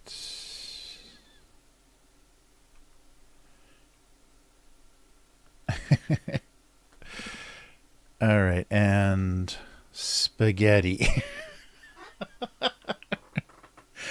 Okay.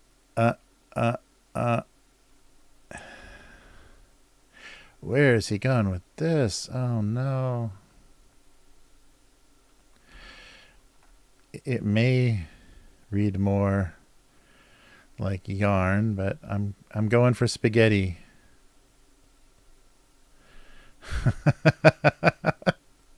What have you gotten me into, unknown girl? All right. And of course,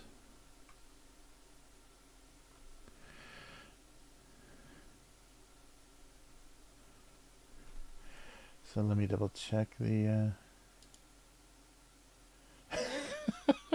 I can't believe I'm drawing this live. This is the worst.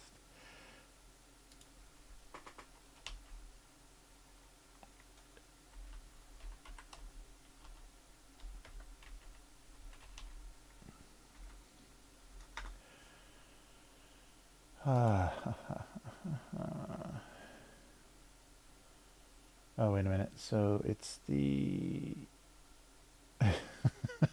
spaghetti.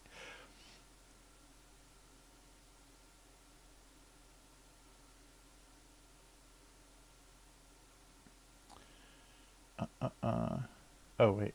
What happened? Don't forget my meatballs. I'm getting there. Uh-oh, spaghetti delivery service.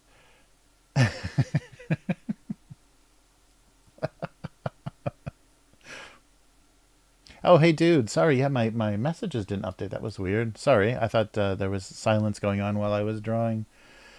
Hey, everybody.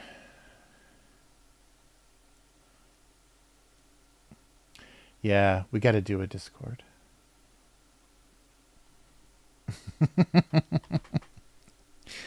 Oh, yeah. So, wait, there should be... We're going to do some meatball...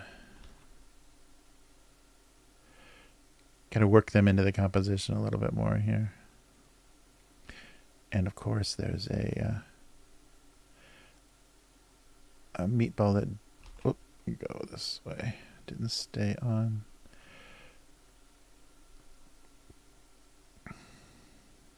Let's see. Oh, and maybe some... We'll loop it a little bit so it looks... so it looks more dynamic.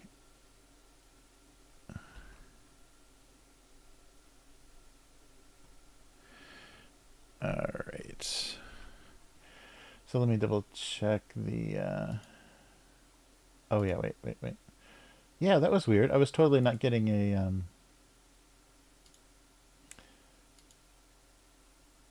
Not getting a update on the chat. The chat is so broken. Oh, okay, there we go.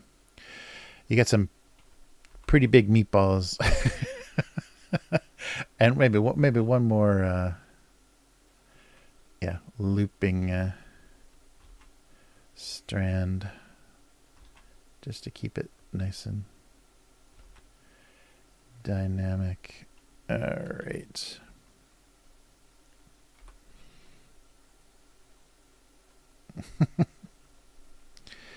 Thicken this up a little.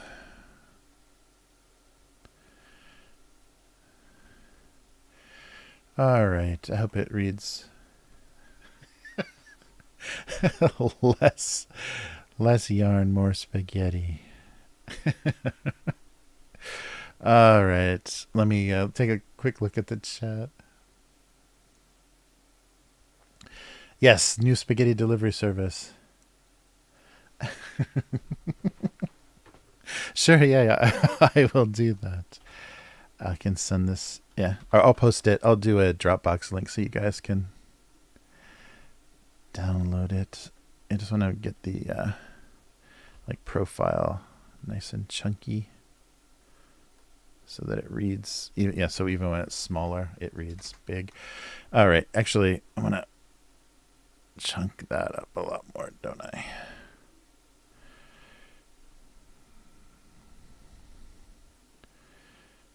So all of this blacked out? Maybe, because then I can go back. Yeah, that'll work. Go back and put highlights in it with color.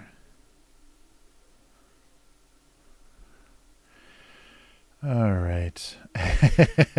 Now everybody can have the same the same profile.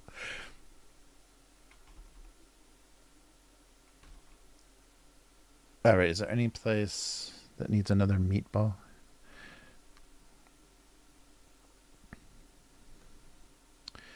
So there's one here. Maybe one on the hood.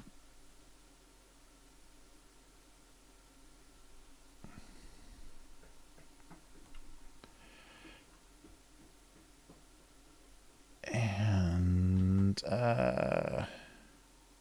no, I think the hood, it looks better. Yeah, it looks better sharper like that. We'll keep the spaghetti on top.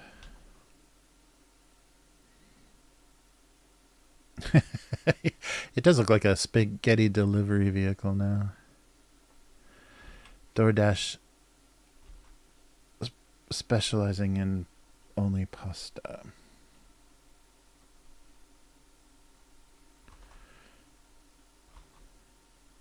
Oh wait, let me carve this out just a little bit here.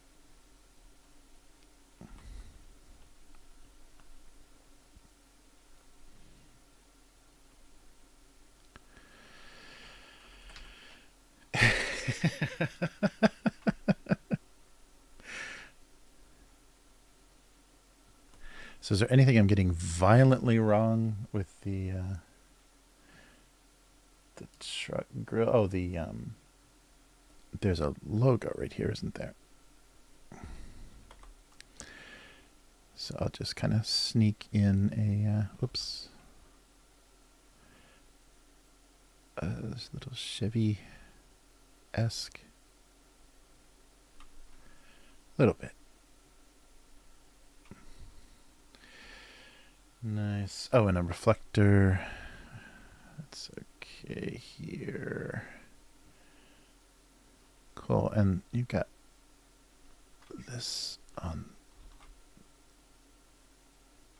Yeah, I'm not going to be able to pull that off on both sides. Actually, I can just do that in color. Cool. All right. So let's put a layer on top of this. So I'll go with the color scheme. Oops.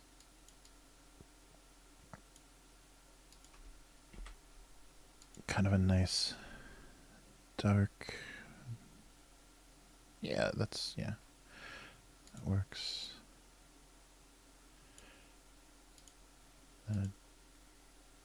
Gray on the wheels. Gray on the chrome. It should be lighter than that for the chrome. Boom. And then dark. Yeah, I think I won't go too dark. I'll have to pull this back out. Boom, boom.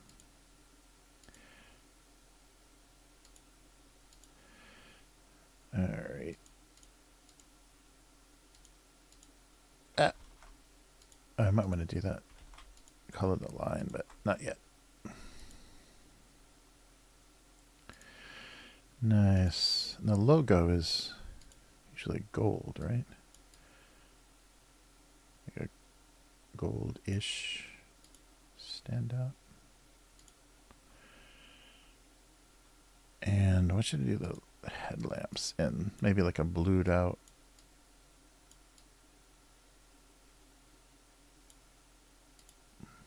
So they don't look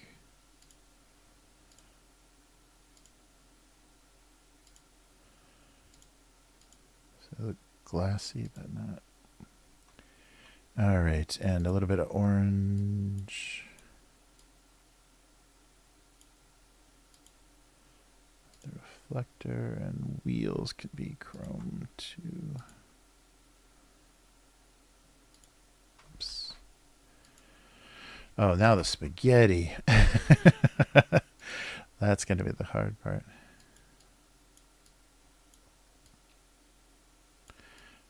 No, that's too fleshy. Yeah, maybe like that. What's that look like? Yeah, that's pasta-y.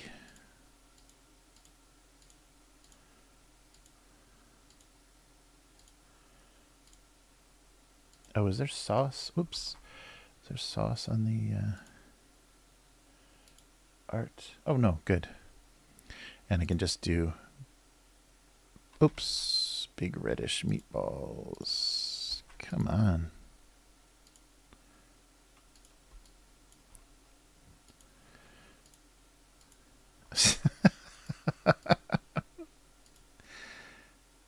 All right.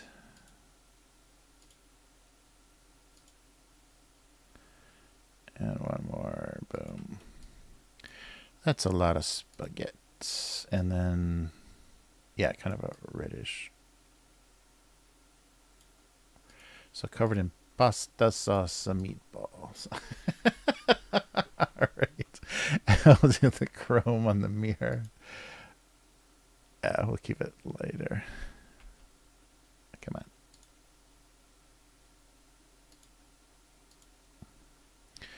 Cool. And this, I like the red detail. Oh, and there's red here too. Okay, wait. Let me do one more layer. There's like a red here. So sorry, K55, I'm totally fucking this up, but it's approximately. Does this come over? Maybe. It looks, that makes it pop out nicely. And then let's just do a little highlight so we can kind of see an edge here.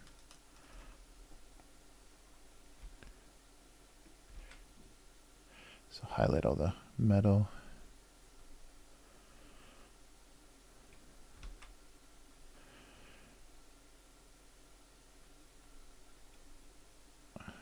And chrome.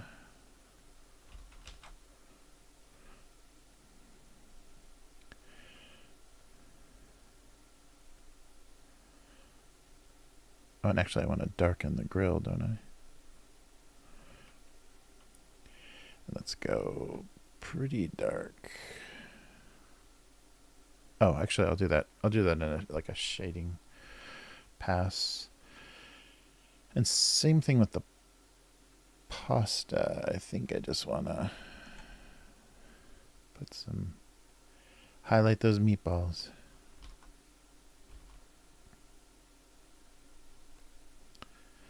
Yeah, it's going to be so small for the profile. I guess I shouldn't do too much detail. It's going to get lost. All right, and then one layer of rendering.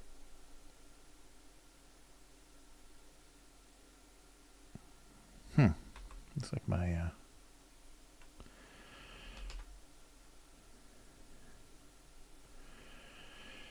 sorry, my calibration's off a little bit. So just to make things look a little deeper. And the spaghetti to have some volume.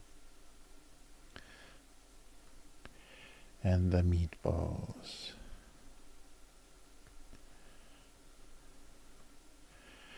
Okay.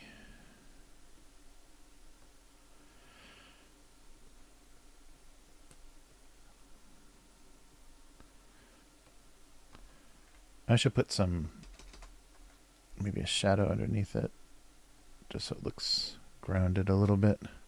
So like a big, oop, this is a separate layer, so yeah, there we go. So it has more of a profile to it. And this is the highlight layer, right? Yeah. Let me go back and pull some of this out.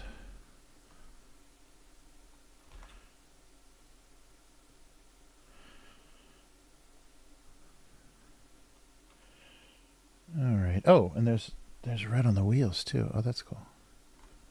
The tires.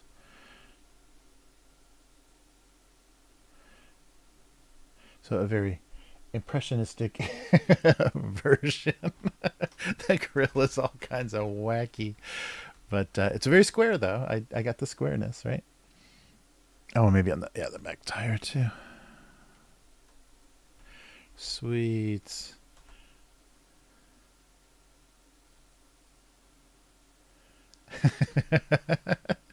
Oh yeah, I can do a black and white if you want to.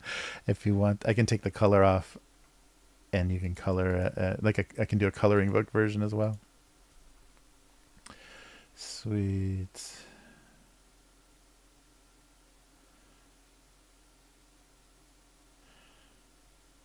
All right, let's see. Yeah, weird that. Sorry, the chat's not updating.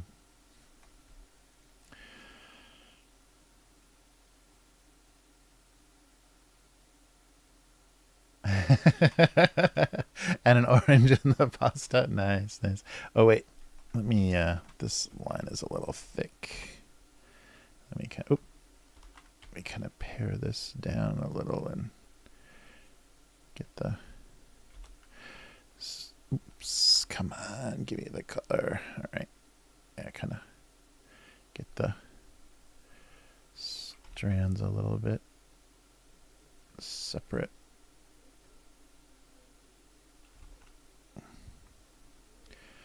All right, yeah, that doesn't have any texture. There we go.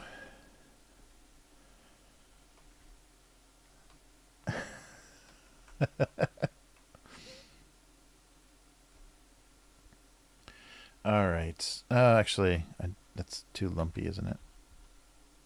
Yeah, there we go. Don't go crazy with that. Anything else? I think that's it.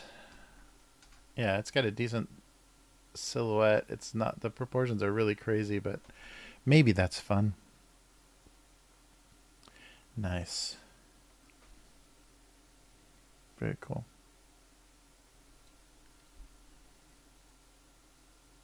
Oh, dude, CX license plate. Oh, sorry, I totally didn't see it. Yeah, you got to be careful. I get too focused. Oh, okay. Thank you, thank you. License plate says dude CX. All right, I'll get that in there. So the license plate, I guess we'll put it down. I'll do it on top of everything. We'll do it here. So first I'll rough it out. Dude CX license plate. Let's move it up one. There we go.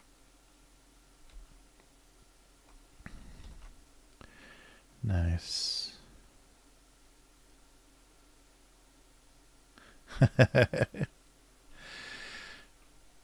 Let me see if I've got a font. I think just Impact would look okay for a license plate. Oh, or maybe, oh, come on.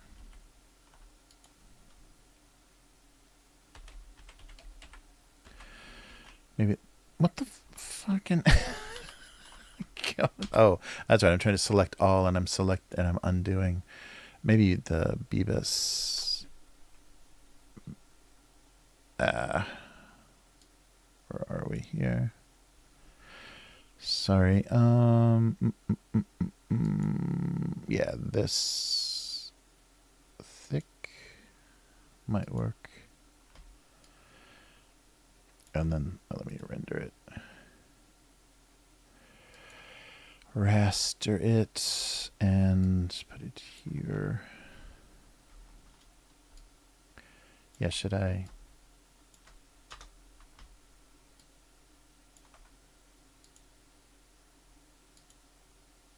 There we go.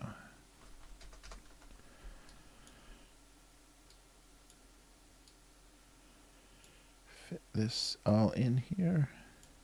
Should stay pretty readable. There we go. Oh.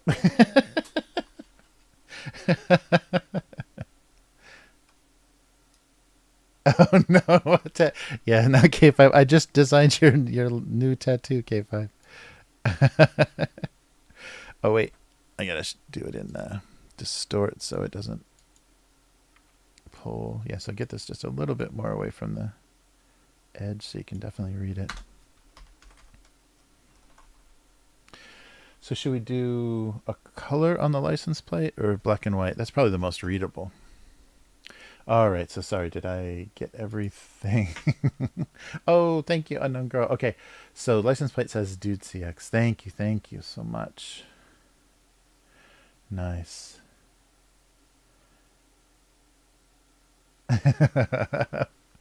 Yeah, definitely depending on where you live, driving is a whole other ordeal. Yeah, my older daughter in Los Angeles, yeah, never got her driver's license. Or maybe she has her license, but she doesn't drive just because the freeways and stuff in LA are so terrifying. Oh, and an orange in the pasta for me. Sorry, I just saw that. Should I hide an orange somewhere? Yeah, so let me zoom out a little bit. Oh, come on. Let me zoom out a little bit so I uh-oh. What's going on here? There we go. Is there a place to hide an orange? Yeah, I could top the pasta with an orange. Oh, wait a minute. I've got a little fuck up here. Let me fill that. There we go. And maybe on this layer,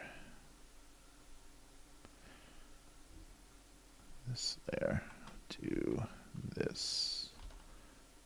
There we go. So it stands out, yeah, a little bit.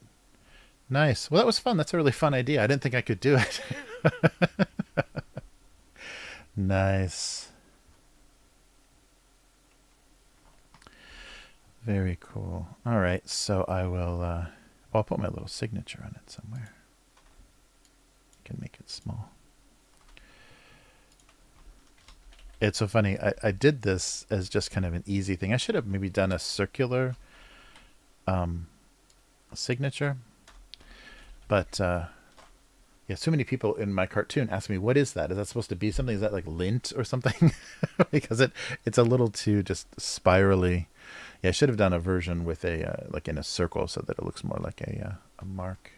Oh, wait. Yeah, let me see. Now you got me fussing. I'm going to be redrawing this forever. Yeah, let me just cut that a little bit. There we go. And then, oops. Give me my... Yeah, there we go.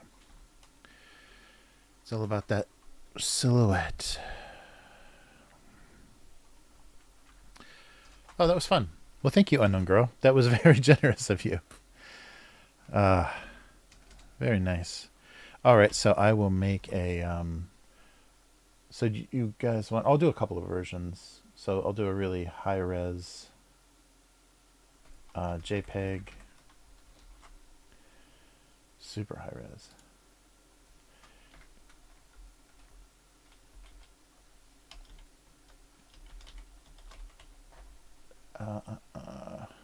Sorry, where does this go?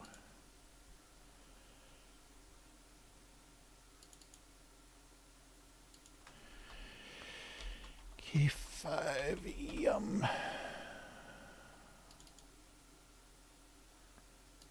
Oh, come on.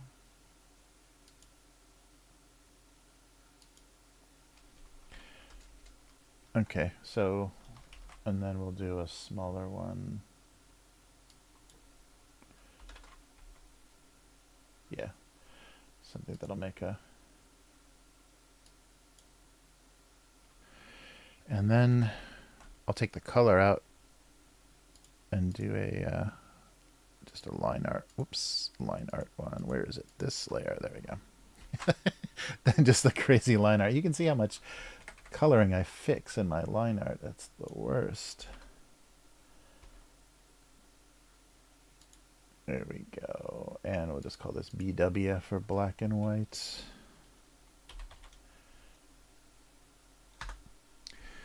Cool. All right, so that should be all saved. Let me send you guys a link. Oh, it's not giving me the all uploaded. It should be. Let's try to share. Create a link. Copy the link. Okay. Well, thank you. Thank you, Unknown Girl. Yeah, good idea. Sure, sure. Yeah, I can send you. I think so. If I don't boomer it up this time, I think I can send it in a DM. But good luck. Good luck with me and doing anything. So I'll just send the regular. No, come on. Click the little picture. If I don't screw it up, so this is just the base resolution one. All right, I think that worked. So check your DMs. Oh, thank you. Well, thank you, Unknown Girl. I really appreciate the donation. Very sweet. So that should open a folder with 3 versions in it. They're all JPEGs. I can, if you want a PNG or something. One's the high resolution, so it's like almost 300 DPI. Oh, it could be even crazier than that. Sorry, that's a way too big a file. Yeah, it's a megabyte and a half. And then there's one that's more reasonably scaled, and then just the black and white. Nice. Yeah, thank you, Yum. That was a fun distraction. Good stuff. Let's put the color back on. There we go. Yeah, it was not. I couldn't do exactly what I envisioned, but yeah, some kind of a chunky, distorted Chevy Blazer. Looks fun. All right. Oh no! Now I have to do more coloring. Ah, I thought I had finished. Nice. Oh, sure. Yum wants eyes on the meatballs. Of course, of course. Okay. Let me see if I can make that work.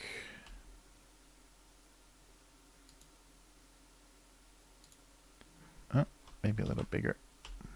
So they read no matter what the size. And here,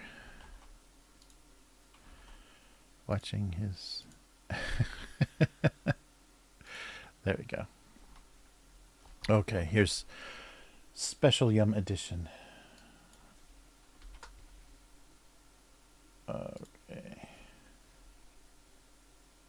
Yeah, I'll put it in that same folder, so it should show up with everything.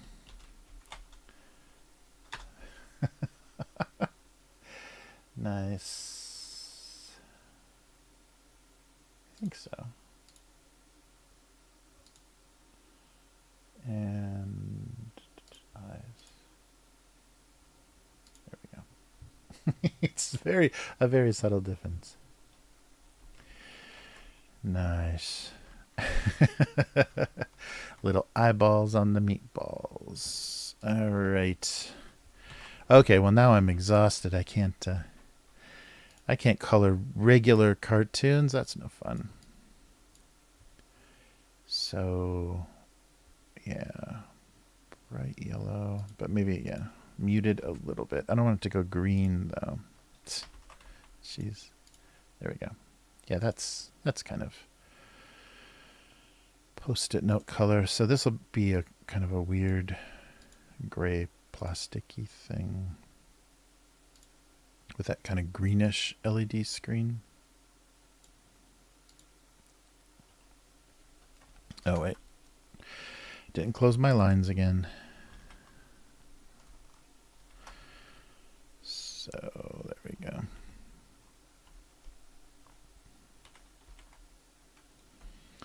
And maybe just like a mysterious red light.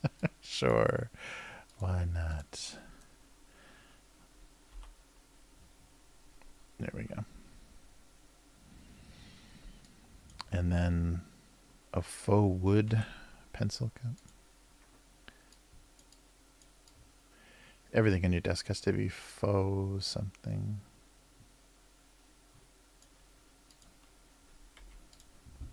There we go.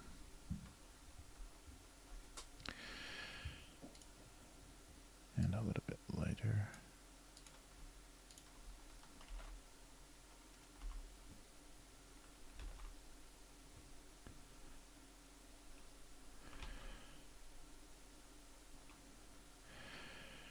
All right, and a ruler. An orange plastic ruler. Yeah, something that stands out. Nice.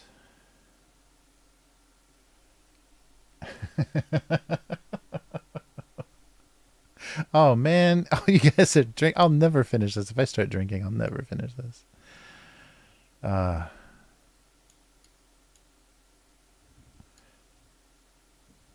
Yeah, I don't know what my night involves at this point.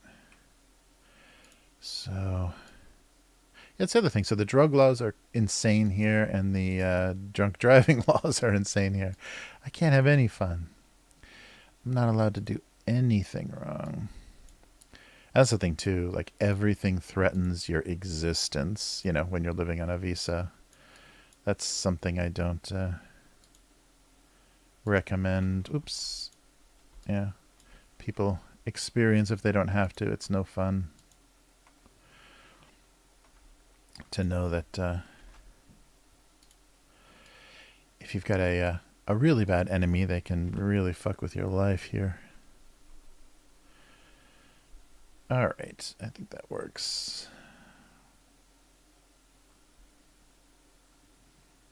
So, where did the shadow... Oh, I must have deleted it. That sucks.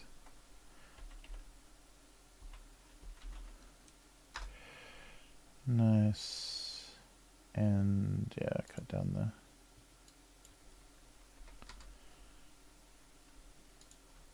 the... Okay, let's see how this looks. Rendered a little bit. Oops.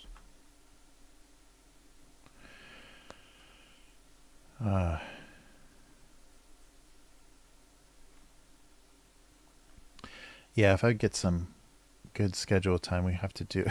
I don't know if the if Go Comics would enjoy it, but have to get some drunk drawing time in. I guess I can finish the cartoon and then switch over to the drinking part, but that would be fun. That can be part of... Well, I think all of the Secret Movie Club is going to involve drinking, so... Oops. We'll at least have that. All right, and then make this shiny. Oops.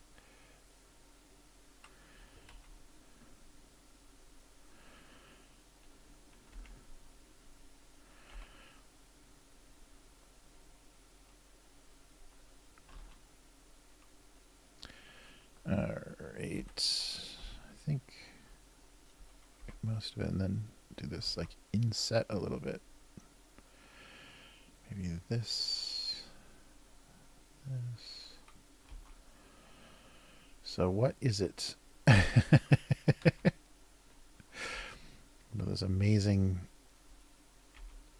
desktop devices. They don't even make things like that anymore because everything's just an app. That really sucks. I don't think there are even stupid gadgets anymore because everything is just a stupid app. If it's a gadget, it's just a gadget for your phone.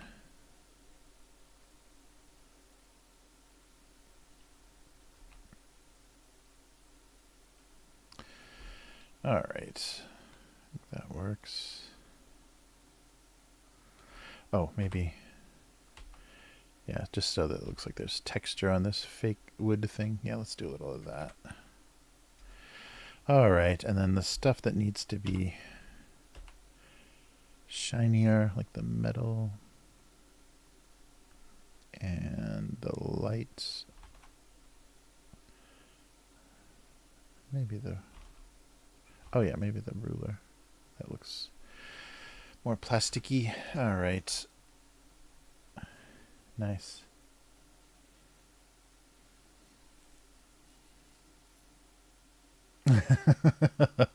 That's funny. Oh, do they do that? Yeah, does YouTube do that? Yeah, there was a comedian that looks like he blacked out. He was drinking. It may not have been only alcohol, but it looks like he blacked out on his stream because he just went like this. He like had a microphone in his face and he just went like this and just like froze there. And then his phone started ringing. So obviously, like someone that knew him saw that he was passed out on his live stream. That sucks. Yeah.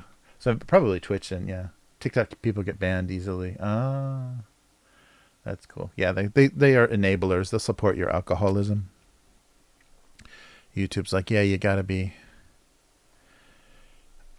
pretty lubricated to do this kind of job. Okay, so the temperature or something stupid in the display.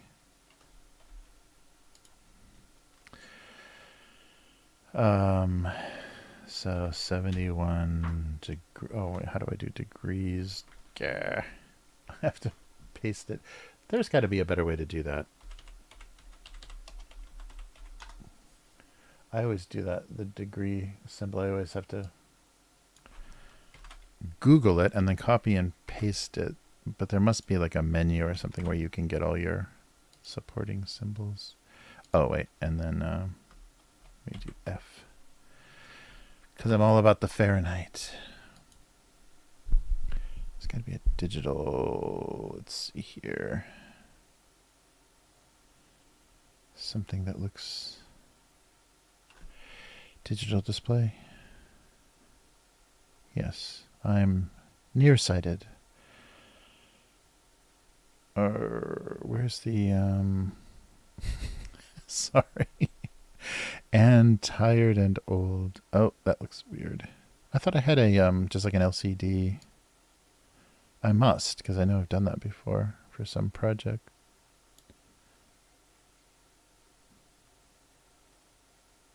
Oh, come on.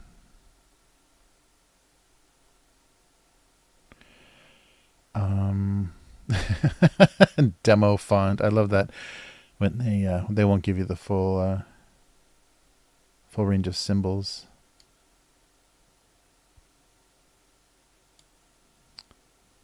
That's weird. I could have sworn I had a like a simple. I guess I can just do like a block sans serif kind of font.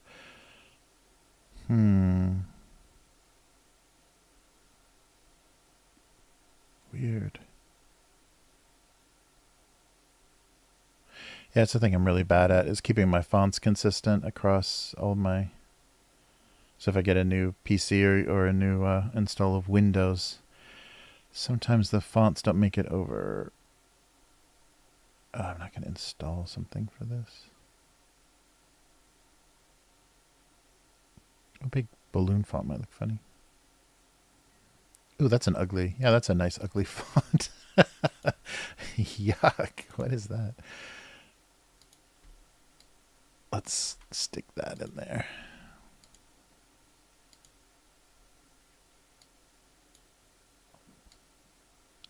To make it look even more weird and dated. So did that Dropbox link work, guys? Let me know if there's a problem with that. I can try another way. And if you want like a PNG or something, let me know.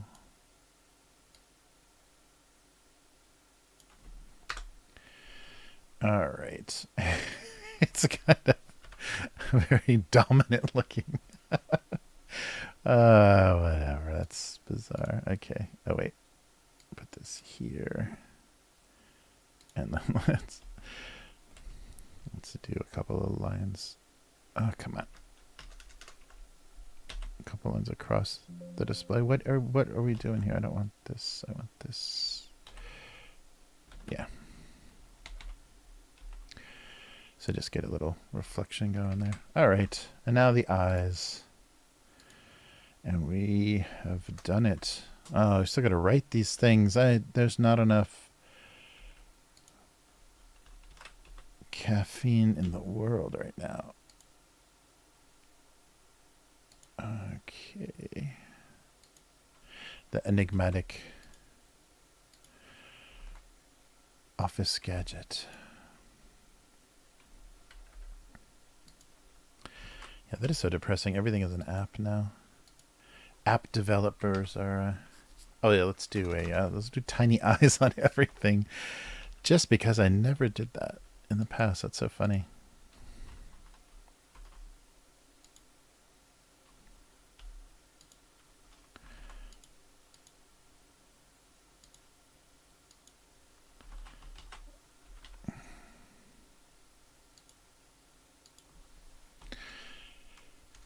There we go.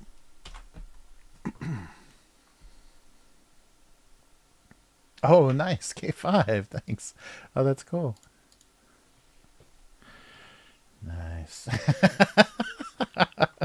Excellent. Oh, thanks. That's too cool. All right. So, come on. What have I got going on? Okay. Save. There we go. Yeah, I'm having trouble making sure my Photoshop is. Oh no, this is going to be tough. This is just white, isn't it? I'll do a little bit off white, and maybe I'll make that one look a little crumpled. Maybe blue.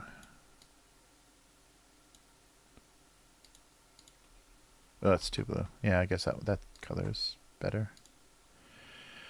Warmer, and the packet is. I don't even know what artificial sweeteners are out there anymore. The blue one? What's the blue one?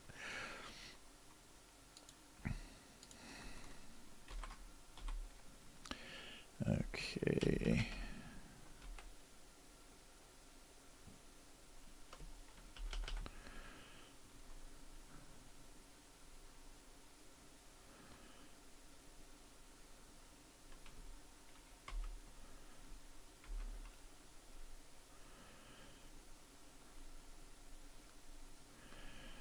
All right, I guess, yeah, everything should be darker on this side.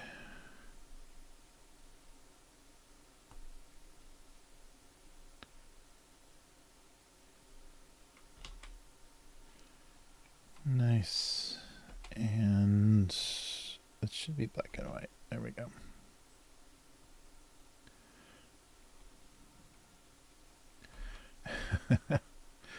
Yeah, maybe I'll do a passive, pure white, just to make things look brighter.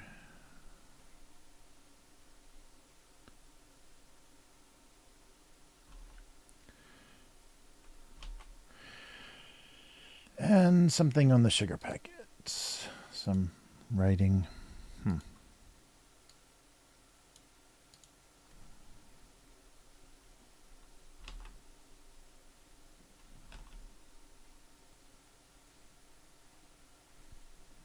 And fade that in. Cool. Well, this was an easy one to color. It's going to be probably the hardest one to write. But we'll deal with that later. After I've had some delicious buttercorn something. It's like a chewy candy, like a soft candy. Cool. Oh, are there gonna? Is there? Yeah, I guess the eyes can kind of fit in there.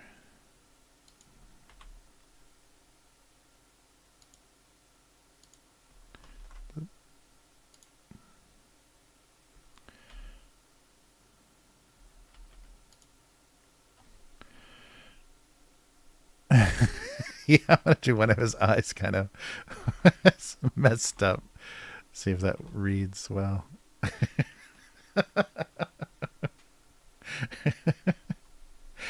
That's all I do is amuse myself.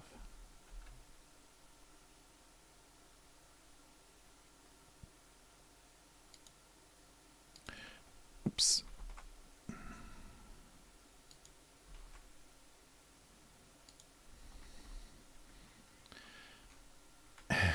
All right. Nice. Yeah, poor crushed up guy with his one bad eye now from being crushed in. Nice.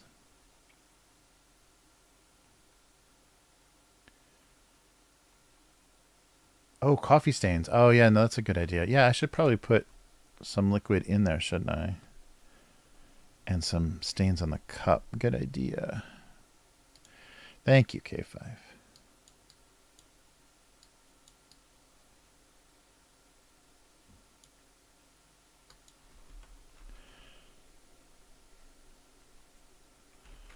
So, wait a minute here.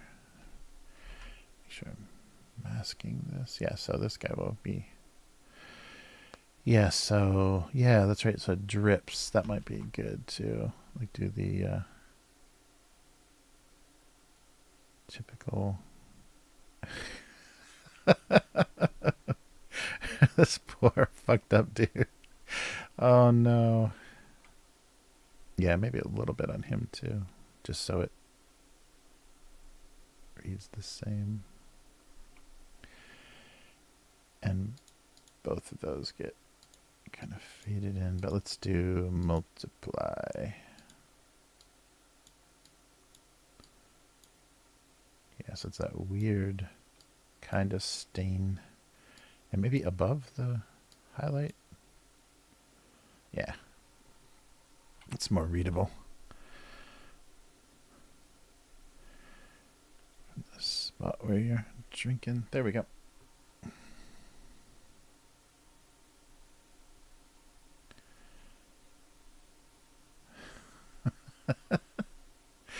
There he is, all messed up. Yeah, that's good. And maybe, oh wait, can I do it? Can I do it? I couldn't draw a paper clip, so I don't have a lot of, oops. Let's just do it here. Wait.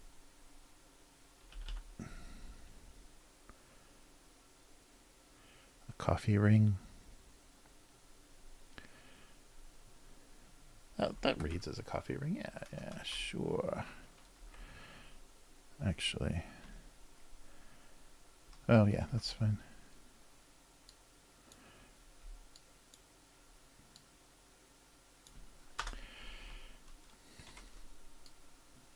Oops. I have to have it selected to move it. There we go. There we go. Yeah, it makes it a little bit more composed. Nice. Series, if the objects are alive, can they... Yes, can they die? Yes. That's what I'm afraid of, too. I've treated them very badly in some of these cartoons. Yes, they never die. They're just our avatars. Yeah. Nice. All right. So maybe a little bit. I want all of this a little bit bigger. Just 'cause there's a lot of little details in there. And yeah, that was pretty good. Composition wise, all right. So we have some color drawings. Yum is a meatball. Oh, nice. Oh yeah, yeah, right. The Brave Little Toaster theories. That's right. That's right. Yeah, there's some kids books where the author didn't like explain everything. So if you're a kid that worries or thinks too much about stuff, yeah, there's some really disturbing details in some of those old kids books. All right. All right. So yeah, let's switch over. Oh yeah. So bum bum bum. This is gonna be screwed up. I know it. Yes, it is. So I'm looking for. Bum bum bum. There we are. I gotta size the window again. Yeah, so this one got a lot of not in the comments, but yeah, very little activity. Nobody knew what I was trying to draw. Too funny. Okay, and let's figure out where we need to pick this up.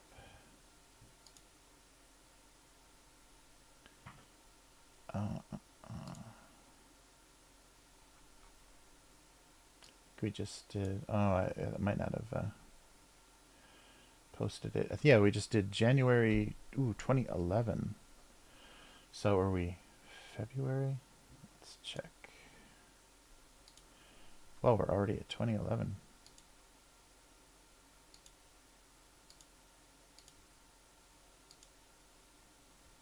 Let's see. Yes, that looks like where we left off. So just a little bit wider. Oh, that's right. You guys are on top of it, so I can make it wider than that. Nice. All right. So their love produced a sugary milk with an indeterminate flavor. Yeah, a mixture of artificial fruit flavors. So let's do February, March, April. All right. So February 3rd. Oh, no, we already did this, didn't we? Because, yeah, I remember. So I think we already did February. Let's jump to March. So I remember that ugly clock radio from last time, too. Lousy March weather. Oh, yeah, that's right. So this might be where we left off. So we'll do March, April, May. Let's see. Yes, there we go. A necktie had the dual message of love and find a job. Bacon tie. It does look like a. If I did bacon and I did a necktie, it would be the same. Where's the love? Oh, nice. 12-year-old like. Gotta wait till those likes are more mature. I want a nice 18-year-old like. All right. There we go. March 8, 2011. A new iPad gave the old model exciting new career opportunities. Excellent. Look at that iPad art. Yeah, the iPad only been out for a couple of years at this point, because this is it's 2011 in reality. So yeah, maybe like 2008. Although we never see the human instigator of all this domestic abuse. This one proves he must be chronically drunk, crazy, or both.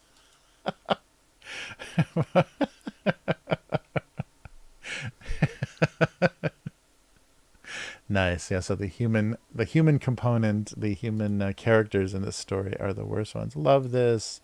Thank you, Trixie Newhouse. 12 years in the future. All right. Slicing a tomato. Ooh, hats. Everyone loses in an appropriate. Everyone loses in Oh, this is terrible. It's hard to even read. Everyone loses in an appropriate headwear debate. I don't know why I thought that sounded nice as a phrase. Yeah, in an appropriate headwear debate. That's terrible. Yeah. So Fez party hat or trucker cap and Carmen Miranda's hat. Thank you, ponytail. Oh, there's a lot. Oh no. Indoor or out. Formal or casual, but the Fez is fun to say and spell. All right. A beret, a bowler, and a bonnet. There we go. March 15th. Little people were so critical,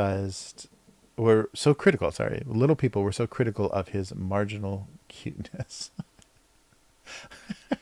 So it's a Fisher Price, a little person. I don't know if anybody remembers what those things were called, but those little, infant toys that have the little bald head guy. His marginal cuteness. That's not good enough. Yeah, I did an earlier one with a bear that I really liked, and this is not that one. But drawing the face on the bear's backside is the humor. Uh-oh. Office romances were most difficult for novelty tape dispensers. Oh yeah, it's a tape dispenser that looks like a donut, but I don't think that comes across either. Novelty tape dispenser. Looks like a donut. Donuts. Okay. Novelty tape dispensers. That's definitely a Japanese thing. Things that look like food. There's so many like stationary goods that look like food. Here we go. Maybe she controlled joy or whimsy, but definitely not TV. All right. I never name my garage door. So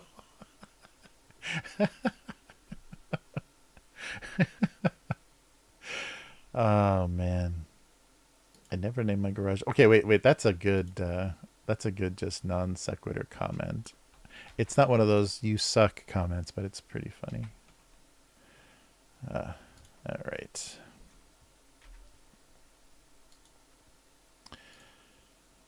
And that was for this one.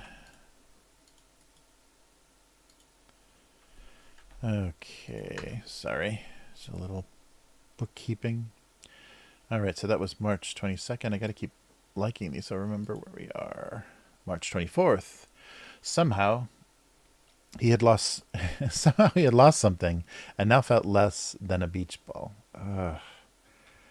Yeah, ouch. I think I'm losing my English. His ego was deflated. 29. I remember this one. It took a lot to improve the appeal of tap water. Nice. Ate tap water. Yep. Coke filtered it, added a couple of minerals, and labeled it Dasani. Oh, that's right. The bottled water phenomena. March 31st. 2011. Simple fun always seemed to give way to loud and annoying. Already been here. As it so often does. Loud and annoying. April 5th. He feared that his unisex designation encouraged gender. Ooh, okay, let's not do those anymore. Yeah, gender confusion. Can't make gender confusion jokes. This was 12 years ago. See, people are going to dig through my archives and wreck my world. April 7th. It actually made the morning news even worse. All right. April 12th. Balance inquiries often undermined both financial and self-worth. ATM balance jokes. Ha ha ha. April 14th. He felt as if every wet wipe could be his last. Yeah, I like that idea of, tissue boxes or whatever. Yeah, I mean, you can tell by the weight of something, but especially those, heavier plastic, like alcohol wipe things or whatever, you can't quite tell as easily when they're getting light. So you could pull the very last one. Live like, and he would be correct. Live like every alcohol wipe could be your last. April 19th, 2011. They could no longer provide anything resembling a youthful appearance. Make way for the spackle and trowel. April 21st, 2011. Far too many accessories were no longer included. Yeah, that was nothing Apple does surprises me. Kind of like charging $30 for a rubber band fix for the iPhone. Oof. And what else? I was surprised when I got my iPod Touch and all there was in the box was the iPod and the USB cable. Yeah, they really like the little charging adapter and stuff. Yeah, that just becomes one less thing they want to put in the box. And that's 12 years ago. All right, April 25th, 2011. He had a front row seat to the death of print, a book. Oh no, the death of print is inspiring a lot of comments. Yeah, it's supposed to be one of those old school Kindles, the very early ones with all the physical buttons on them. I don't know. I love my Kindle, but sometimes it's nice to open a real book. Oh, have I already been here? Yes, I've already been here. Never. Oh, no, never. Real books don't have batteries, need charging, and they are portable. They are more portable. Books can never be dropped. Books can be dropped without much harm. Books are getting too bleep technical. Give me a book any day. Yeah, we're getting too technical. The word they bleeped was the word used to sew a hole in your socks. The other day someone spelled it. Oh, when the dead rise to eat the living and were huddled together in fear. Remember, Kindle, nooks, etc. can't be burnt for warmth or cooking. That's right. Books are a fuel source. All right, April 28th. Oh, yeah, this was a funny one. I think it was there was a tsunami or something in Japan. And because this is a very Japanese style kind of water bottle. And they asked me, so there was profanity in this. I forget what it was. But they asked me if I wanted to rewrite it or if they just wanted to black it out. And I was like, oh, that'll look funny if a blacked out thing. So yeah, I just let them black out the cartoon. So he could be both the source of life and a total, I forget, bastard or asshole. I think it was asshole. Yeah, it looks like something. Yeah, asshole. So they wouldn't let me. So I guess maybe it left people guessing. But I think it was a tsunami that I was responding to. So it refers to what happens after consuming it. No, it's just a bad tsunami joke. They let you say bleep hole. Oh, yeah. No, they didn't. So yeah, this guy saw it unedited. Ah, I see. Don't know if they let you say it, but you can print it in a comic. I get the source of life, but I don't get the asshole reference. Yeah, so everyone's confused about what the reference is. Yeah, so it was a tsunami reference, if I remember correctly. Yeah, so maybe from the comments, too, is the reason they said you got to censor it. So I just let them black bar it. I thought that was funnier. I don't know, maybe not. All right, and we'll go through May. May 3rd, 2011. He had ceased to be a jewel case and was now a failure. Okay. We're all jewel cases. Nice. What? It makes a great see-through tent for a cockroach. Thanks, Plods. May 5th. Their springtime freshness began to settle into a choking haze. Yep, those three would definitely create a choking haze. Dry and dusty. Do people who make those things realize that they smell much worse than the odors they're supposed to mask? Yeah, it's only the people who buy them that don't realize that.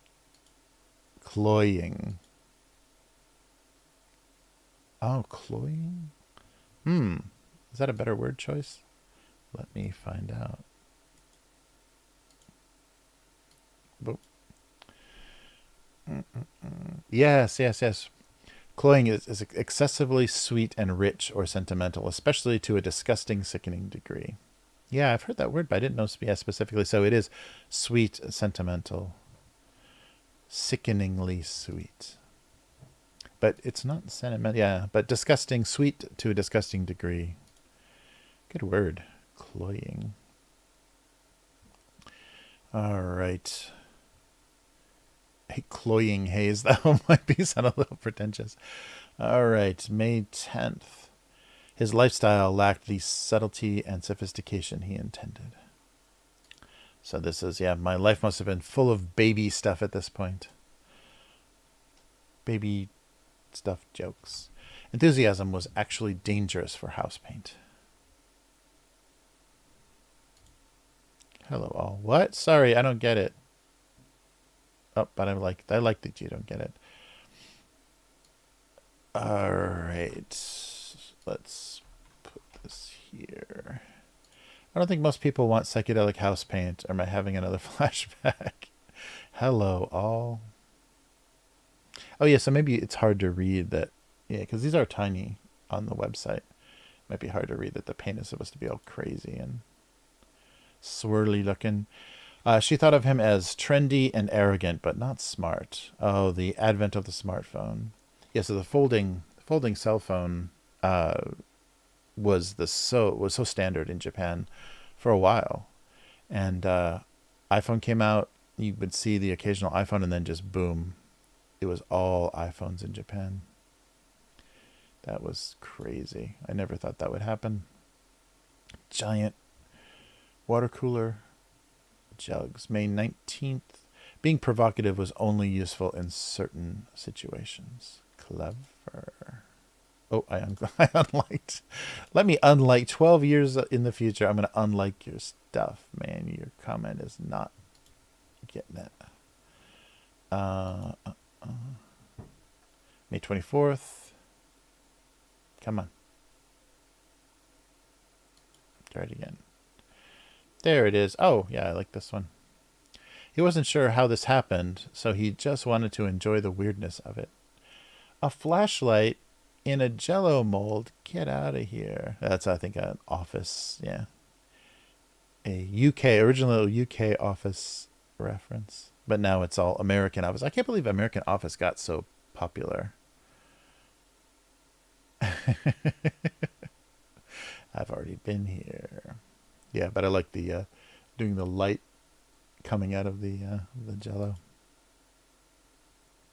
May 26th. The border between breakfast and madness is quite narrow. Nice. I think I'm ripping off a Douglas Adams joke. Just flakiness. Nice. Just flakiness. May 31st. Summertime and its buzzing, biting hordes had finally arrived. Lol. And let the body count begin. All right, and then we'll see what's going on in June. Yikes, not much. June 2nd, he was worth exactly his weight in potato salad.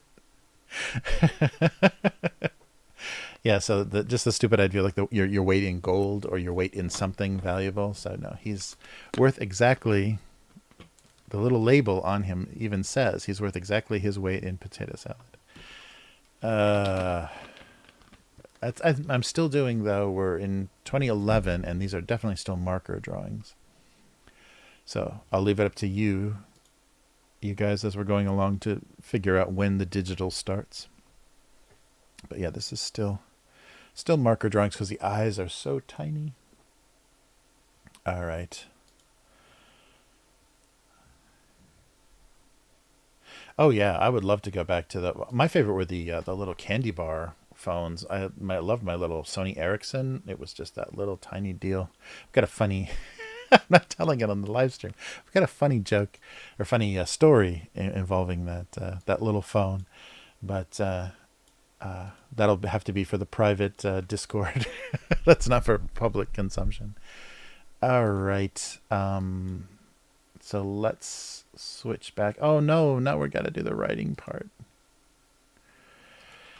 The hard part has arrived. Okay, so I can get this kind of out of the way. Oof. All right. So let's just go to the convenience store and skip the writing thing. We don't need to write these, do we?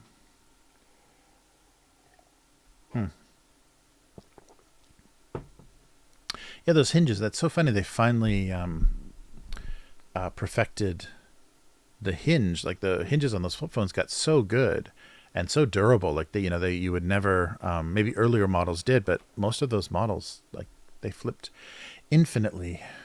And the tablet is still on camera. Sorry. And then they just went away. You can still, like, for the elderly and stuff, they still make flip phones here. So I'm picking up one of those someday soon. It would just be nice to have only text messaging again, no social media apps. Oh, that'd be so nice. Oof, and just pretend it doesn't exist. It was just a bad dream. Just a couple of decades where the world really sucked and everybody's opinion was just in your face all the time. All right. Wow, so 12 years later, we're still doing this. That's crazy. Yeah, definitely. I think people would be much more. I guess you would waiting for things would make you angry again because you can't just start playing a game or start doom scrolling Instagram. But so waiting for stuff would get harder, and you'd be like, lines, I hate this, so I'm not going to wait for this, and you would like leave long waits more easily. But yeah, you would definitely be. I think the mental health would be much better. I would know much less about how how captured the American media is, and how much collusion between private sector and public sector employees there is. That would be nice to not know. Was that blissful ignorance? We've forgotten the value of that. All right, so they didn't something. And so just it being a mystery device.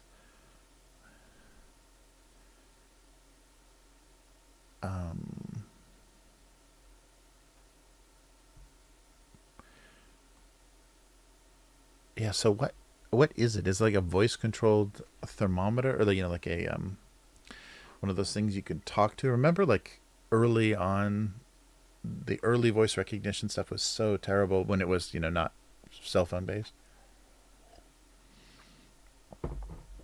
And also the digital voices that came out. Let's see.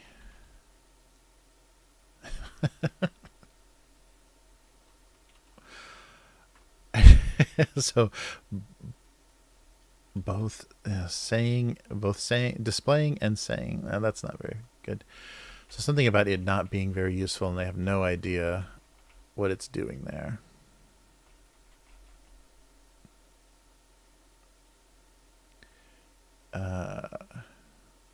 So the mystery device, mystery gadget.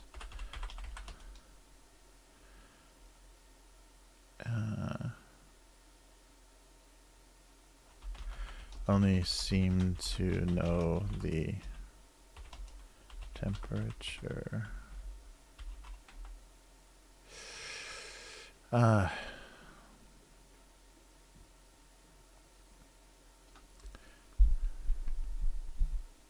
Showing and saying.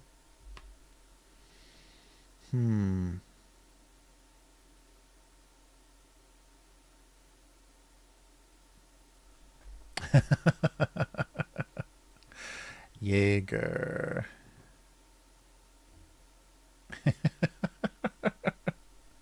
What is this? Oh, Samsung Galaxy Flip.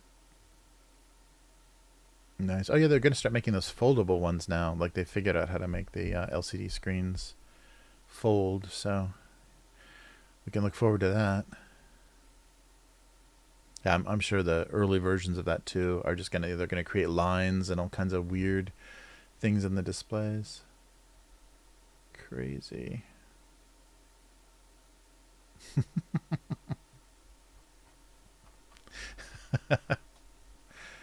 Nice.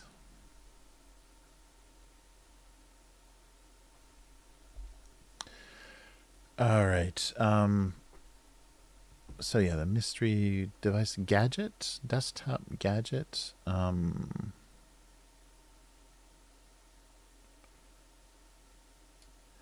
So display the temperature and not much else. Or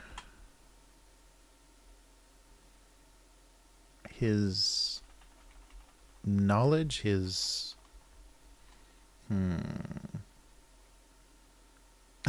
you should just draw completely made up things. That's pretty close to what this is. I was thinking like talking those like talking clocks and kind of desktop stuff. Something about the temperature.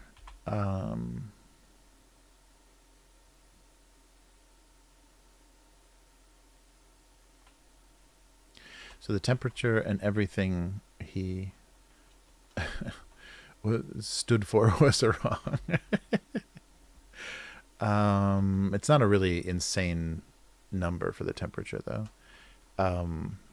So.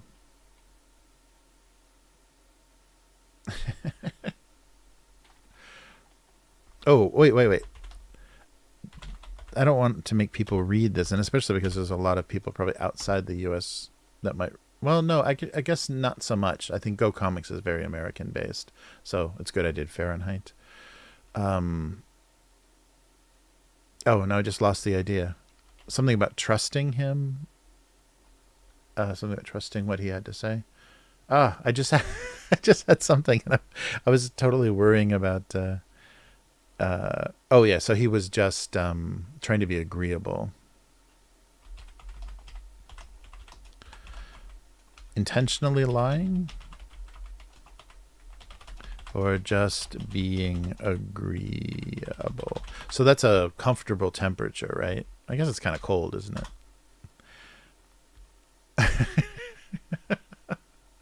But this is going to make you look at what's going on the cartoon and actually read the temperature.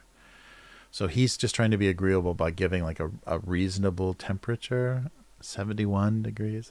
That's not bad, right? It's not cold, it's not hot.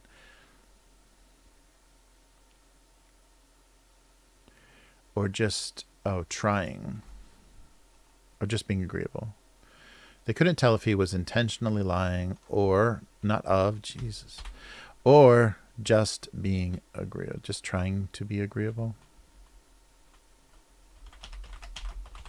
That might be better. They couldn't tell if he was intentionally lying or just trying to be agreeable. Yeah, 71. Perfect temp.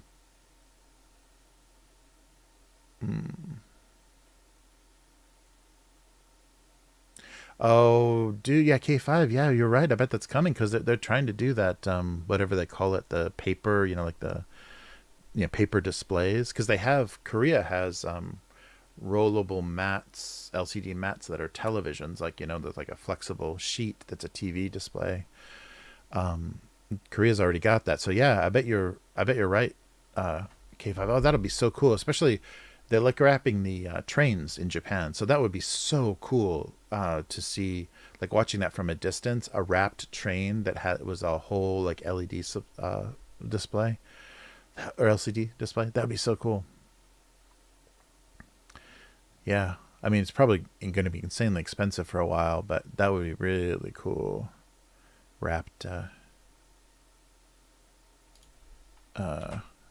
Wrapped with an actual display screen. Because right now all of the they used to just do static posters, backlit kind of static posters, but now every kind of pillar in a train station in Japan is all animated screens now. And sometimes you'll walk through like a row of these pillars, so it's like maybe like 15 or 20, I guess it's an even number, so like 12 or 20 of these columns, and they're all displaying the exact same ad, the exact same animation, so it looks insane. Like the duplication of images and stuff is very disturbing looking. They're going to tell if he was intentionally lying or just trying to be agreeable. All right, so yeah, we'll make people look at the temperature and yell at me for writing it in Fahrenheit. We'll find out. I think Go Comics is totally American based. Coffee.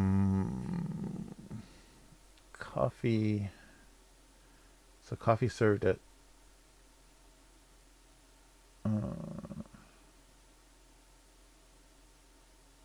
Yeah, so something about the fate or the.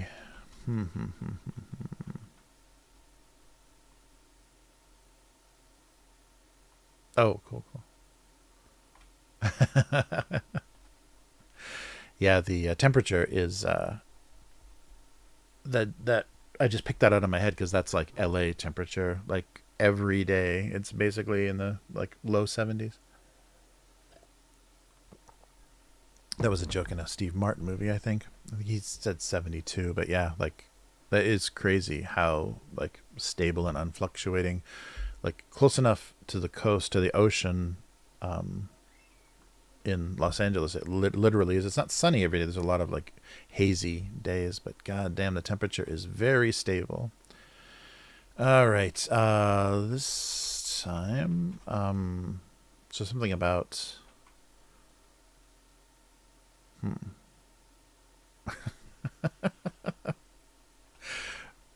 about the dangers of caffeine. So some situations where they serve, it was so some dangerous to serve coffee. I like that phrase. Some in some situations, in some situations, for certain situations, it was dangerous to serve coffee.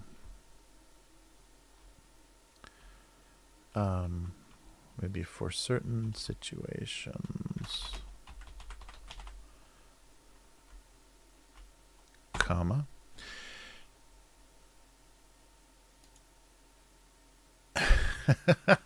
Or maybe it should just be more directly about, oh, he used to know that guy. 69 to 71, best range. Yeah, I love that when it's, I forget what that is. That's like 20s in Celsius. That's nice. Yeah, when it's like around 20, 21 degrees, it's really nice here. But that's because the humidity hasn't happened yet.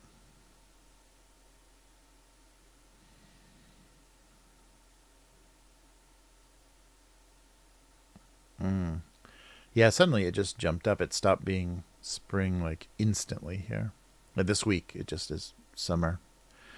Suddenly summer, but not yet the humidity. So we're gonna start getting like crazy torrential downpour rain sometime at the end of this month, next month, and then the jungle summer will begin.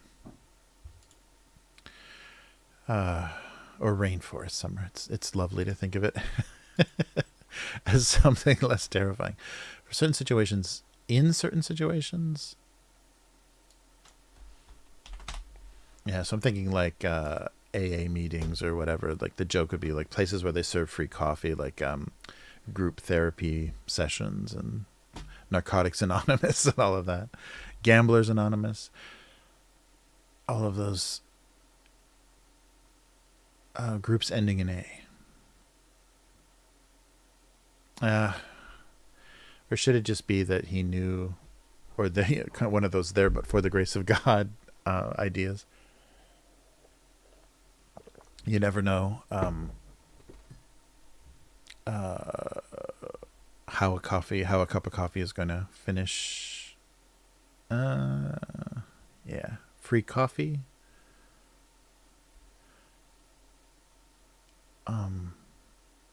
Something about the value of free coffee. Is that a better joke? I like dangerous to serve coffee. I think that's funny, kind of. But the value of free coffee. That's better. That's a better joke, right? Right. Value of free coffee.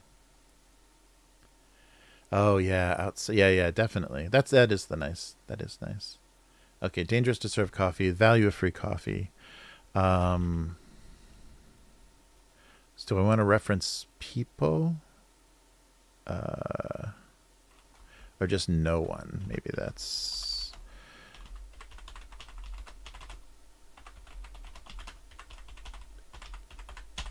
funny, right? No one understood the value of free coffee.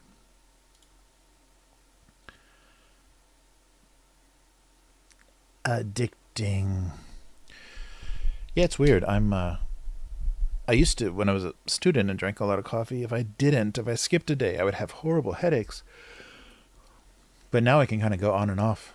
I can't abuse it the way that I used to, but I can go on and off without having much punishment. So maybe I'm less addicted to it now. It's like not so sucks. I can't even drink that. Oh no. Yes, yeah. There are certain substances that can make you need them.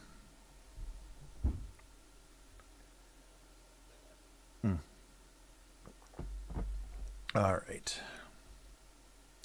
Yeah, I can't really drink black coffee anymore, which I'm very sad about. That used to be, super enjoyable, but now it's all. And I used to say, "You're ruining it." I used to always think my parents and everybody, "You're ruining the flavor by dumping milk and sugar in it," and then I can't do it anymore. It comes for us all. Okay, I think that works. No one understood the value of free coffee. That's better than dangerous to serve coffee, because I'm implying something weird about addiction. Something. All right. And how are we feeling about... They couldn't tell if he was intentionally lying or just being agreeable.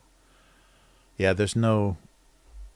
nothing visually to be saying that it's actually hotter than that. I can draw a melting ice cream cone. I don't know. Yeah, I think that works. So they couldn't tell if he was intentionally lying or just being agreeable. Is that redundant to say intentionally lying? Because you can accidentally lie, right? Oh, fuck off. Where is that layer of text? Where is that? Here? Yeah. I don't know where that is. Okay, sorry. Sorry, I'm all full of profanity today. Okay, here we go. So one more time. Let's just make sure there's no typos. Yes, we're good. Intentionally lying is not redundant, is it? Because you can accidentally lie, right? Oh, migraines. Yeah. Oh, dude, that's sorry to hear that. Yeah, migraines are the worst. Absolutely the worst. Yeah, when I was younger, I had really bad. Those things. I can't work. I can't do anything. Laying down in a dark room, is the only thing I can do. Yeah, I had a lot of that younger. Sorry. Oh, this stream is not for all audiences. All right. So let's save this one out. Desktop. Yeah, at least I'm not. I mean, you start out as that. You don't become that. But I'm not the person that puts every file I do on the desktop. And then wonder why the desktop is just crowded with everything I've ever done, because otherwise you can't find it. Okay. And no one understood the value of free coffee, just in case there's an extra space or something in there. Nice.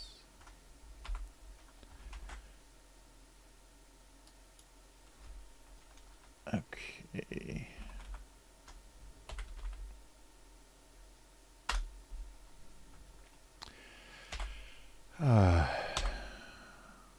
All right.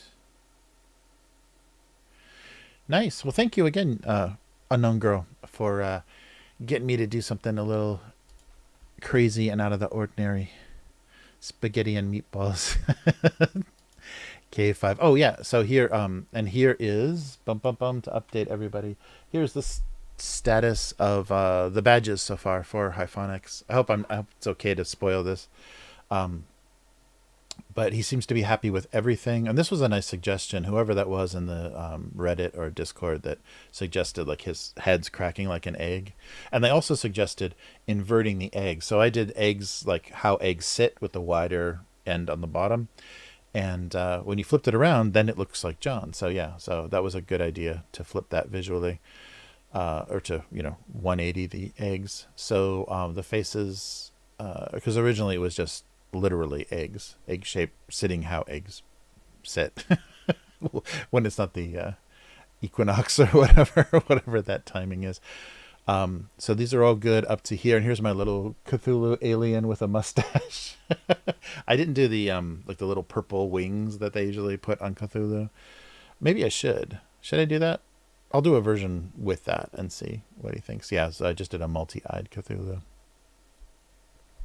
Oh, thanks, Unknown Girl.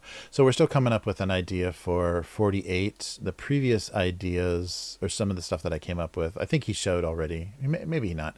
But just a skull and old old Grumpy John. And, oh, there's the one with the tongue sticking out that I don't think is going to make it anywhere. Oh, that was, and there's one more. Oh, no, Cthulhu. That's right. Cthulhu was a 48 month. He got changed to 36.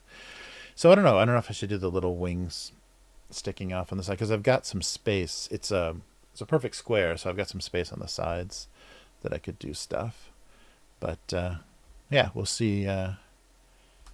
We'll see how it goes. See if there's any other ideas that come up. But K5, that's a great idea, though. The dog with the crown is awesome. So I'll do a crown and see if I can get get a good look. I'll get back to Hyphonics Instagram and get the puppy's likeness again. Yeah, that might work well. So I'll do both. I'll do both John with a crown, or the egg with a crown, and then a puppy with a crown, and see how it goes. But yeah, K5, thank you. That's a good idea. Yes. 36 months, you get Cthulhu.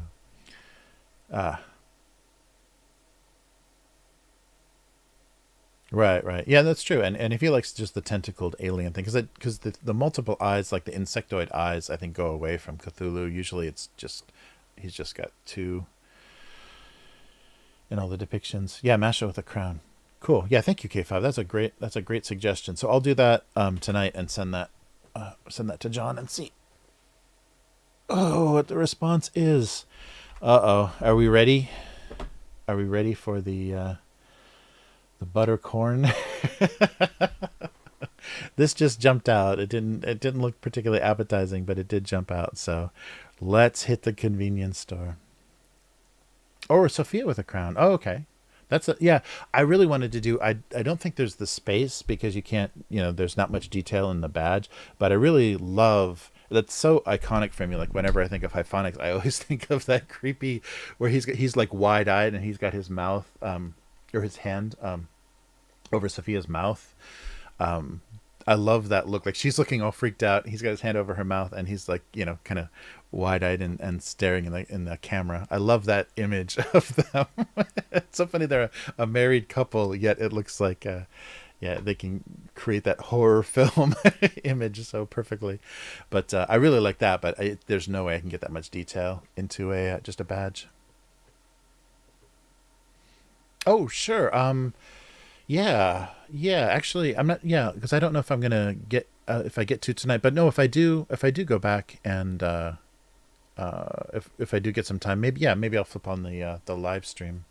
But yeah, I'm totally out of energy now, so I don't think I'll get very much done as far as doing that. Or I can just record it. Yeah, I can record it and put it up on the channel too. Yeah, maybe I'll do that. If I do draw it, I'll just record it to the desktop and then upload it to YouTube for you guys, if you want to see that. And if John doesn't want me to be drawing on camera for his stuff, then I can easily take it down. But yeah, I'll do that. Yeah, but yeah, I don't think I'm just gonna mess up a lot and then not get much done. That's a really weird thing, because like creatively, and if you know how to like technically do stuff, sometimes it goes really, really fast. Like they talk about some of the most famous theme songs for television and stuff, like literally took people like 5 minutes to do it. But if they would have tried to do it at other times, it would have taken hours of just beating their head into, and you don't know how much of that happened. So like putting measurement on like the value of time and the like when you can be creative and when you can get something done is very difficult, because you're productive at these really weird kind of peaks. And so if you can hit that time just perfectly when you have the energy and the focus and you're just like locked into what you need to do, it takes nothing. It's effortless because it just kind of comes, or you're channeling something. It just kind of comes right through you. But when you're like trying to come up with something from nothing and you got no inspiration and you're just beating your head against the table, it is really difficult. And it could take days to come up with something. I was doing the last illustrations I was doing for Matt, I had so much difficulty coming up with anything that I liked, and it was super frustrating to even compose any of those drawings. And I just kept drawing and then redrawing and kind of like moving stuff around and resizing it and everything. It took forever. Just I didn't hit that groove, and that was super frustrating. Nice. Yeah, that's a good idea, K5. Yeah, I'll do that when I work on the 48 months. I'll record that and then just upload it, and then that'll be easy to link. And then you won't have to be online live or anything for it. All right, let's hit the Family Mart.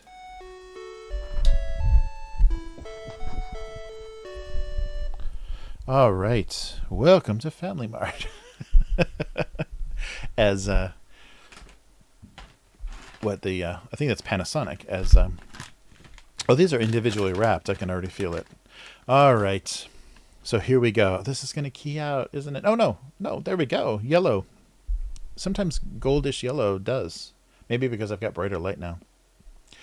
Miwaku candy. So this is by UHA, UHA, UHA. So these guys make the best candy that's ever been made in Japan. Those milky pineapple, like lifesaver looking little ring candies. Those are the best candies ever made.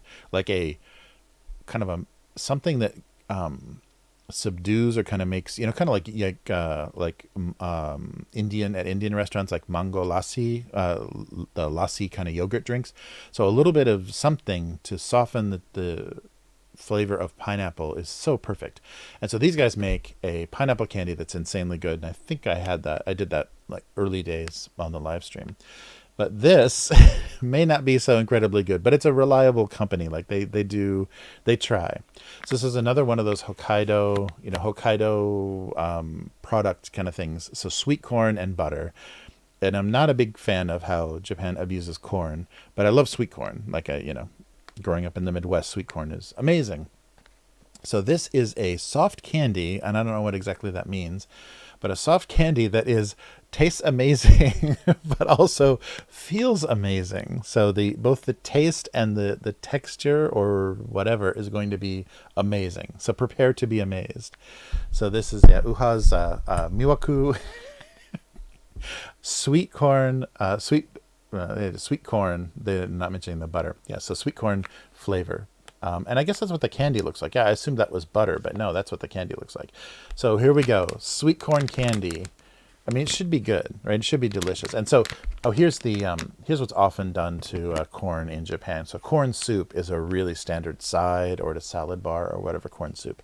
But it's like cream corn. If you don't like that mashed kind of canned cream corn taste where it's like sweet in a sickening kind of way, like a cloying kind of way, then you're not going to like Japanese corn soup. It's very strangely sweet. I've gotten used to it, but it still reminds me of like my great grandparents.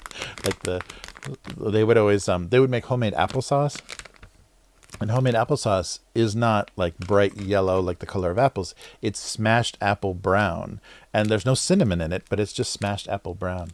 So yeah, like I could feel through the bag. These are individually wrapped. So yeah, we'll see how that goes. So little tiny buttercorn candies. So I'm not going to have an excuse to throw these away because they're never going to go stale. Oh, it's so funny. They look like a little pad of butter almost. Oh boy, this is not going to be good. All right, so there's some kind of center. It looks like there's some kind of hollow, or like not some different material in the center. Okay, here we go. Sweet corn soft candies. Oh, it's like a Starburst. It's like a corn. It's like a corn flavored Starburst. Oh man. Oh, okay. Oh, there's something really hard in the middle.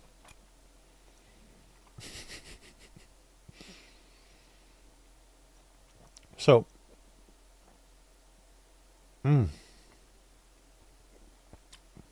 there's what's going on in the middle?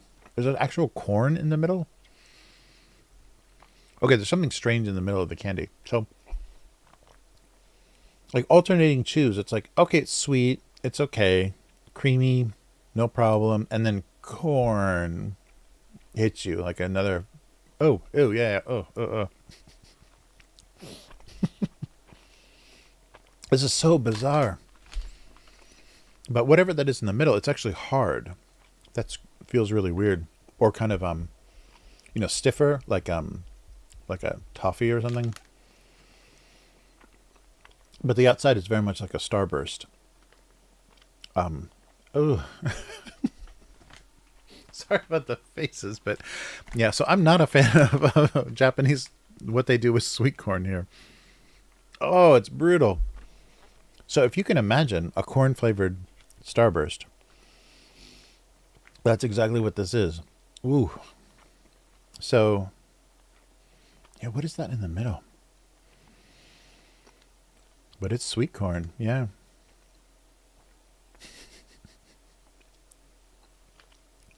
Wow. That is strangely unpleasant. It's very sweet. It's sweeter than the natural taste of corn, so they've sweetened it. But it's not like a sweetness like a nice cornbread sweetness, or I can't describe it. I can't describe what I hate so much about that. But if you don't like cream corn, if you don't like the flavor of cream corn, that's what this is. They sweeten it with something that they shouldn't be doing. Like they ruin. It's not just the natural sweetness of the corn. There's something like above that. So like candied yams and stuff, where you're just like, why did you ruin the taste of a sweet potato by having to make it even more sickening sweet? Whoa, I don't think I can do another one of those. So yeah, it's a weird. The flavor and the texture are very strange because they don't make any sense together. And there's something a little like powdery or something different about the candy itself. The Starburst kind of flavor, but there's like a grit to it. So maybe the corn is actually in a powder form. So it is a soft candy, and it does taste like sweet corn, but I don't know why you would want that. And so, like I said, Japan has a very weird relationship with corn. I think originally the Portuguese brought it here, and they only brought feed corn. And so that's a big reason why Japanese beef is so good, because it's all corn-fed beef. But yeah, they then decided, as they were growing all this corn, and they moved to kind of sweet corn grown in Hokkaido, which is the northern island.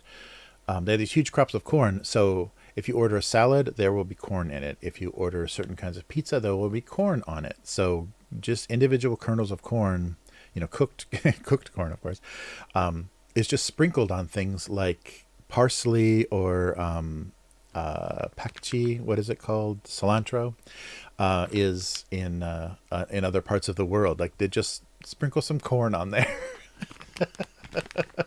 And corn and mayonnaise are really popular combinations for some reason in Japan. So this is really weird. Yeah, I suspected. I knew I was hurting myself. Fortunately, they're not simulating a soup flavor, so there's no like pepper or anything flavor in that. But it was just a hard center for some reason. I guess I was maybe supposed to just let that dissolve more to get whatever that flavor they were going for. I don't think I can go through that. But yeah, so uha, it's good quality flavor, and it was nice. That texture is really nice, but I don't want to taste corn when I'm chewing something that feels like a Starburst. I don't want to taste corn. But they do that a lot. There's cream stew and pasta, like the spaghetti sauce flavor, ice cream, like ice bars and stuff here. So they'll put some weird savory flavors and things into places they don't belong. Whoa, dip it in ranch. K5, you got it. You got it. Yes, yes. The presentation is beautiful. Look at that. Look at the gold. Whoa. It looked very premium. And I trust this company like to make like decent quality stuff. But oof. Yeah, that's brutal. Yeah, if you guys have never tried, they're in like a kind of a yellow cellophane bag. But if you ever get a chance to go to an import store that has Japanese candy, and the UHA company with that little guy, see this little dude here, that little guy, the pineapple rings, like they look like just kind of big lifesavers. Pineapple ring candy is so perfect. So if you like pineapple, it's almost the perfect candy, and it's just a hard candy, like a lifesaver. So you've probably had like Dum Dum lollipops or whatever with a pineapple flavor, but this is the best. It's the best ever. All right.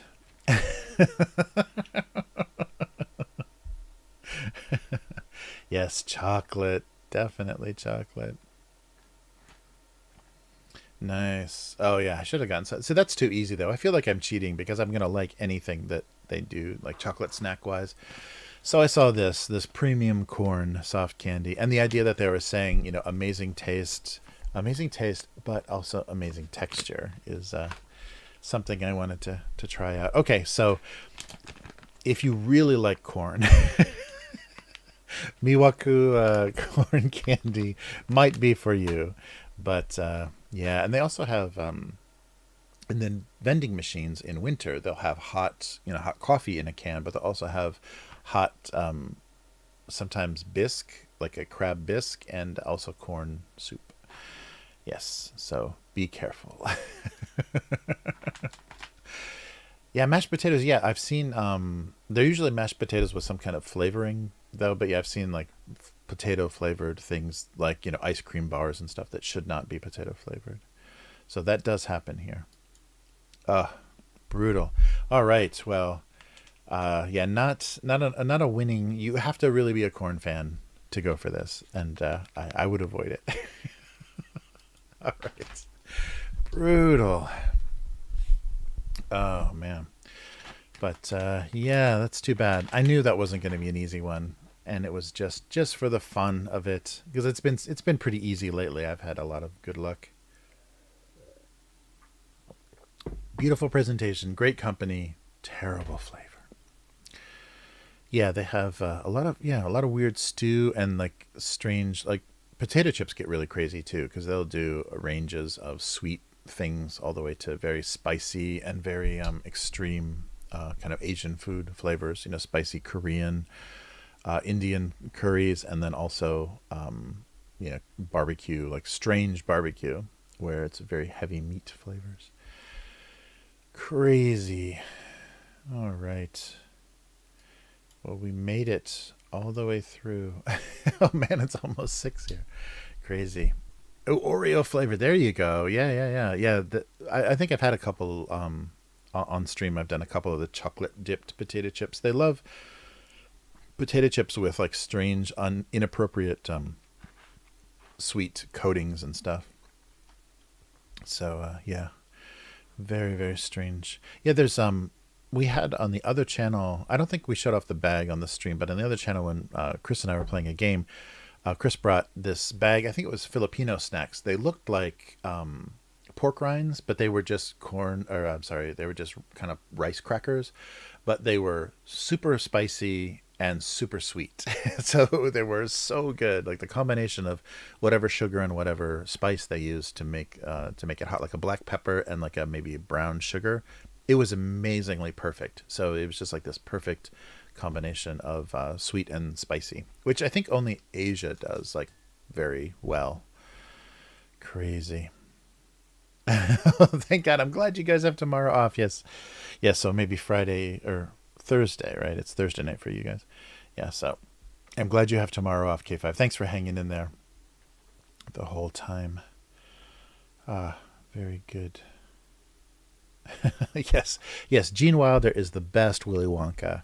So Timothy Chalamet, I don't even think he's got a shot. At least if he doesn't do that creepy, whatever that thing that Johnny Depp was trying to do, that Michael Jackson impersonation or whatever Johnny Depp did was disturbing. But yeah, that's right. They're doing a Timothy Chalamet Willy Wonka movie.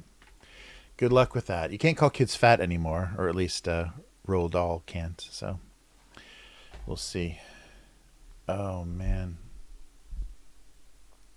But yeah, everybody take care, and thank you again, Unknown Girl. That was very sweet of you, and I hope you guys enjoy enjoy your new profile pictures, and hit me up. Yeah, hit me up whenever. Yeah, luckily because I'm doing this on an off day, I had more time than usual. But once we're back in school and stuff, yeah, it's going to be harder to do extra stuff on the stream. But yeah, Golden Week was a golden opportunity to do a little bit of extra. Golden ticket from the corn. Yeah, I don't want to. Oh yeah, I would stay away from the corn candy room in Willy Wonka's factory. Oh man. Nice.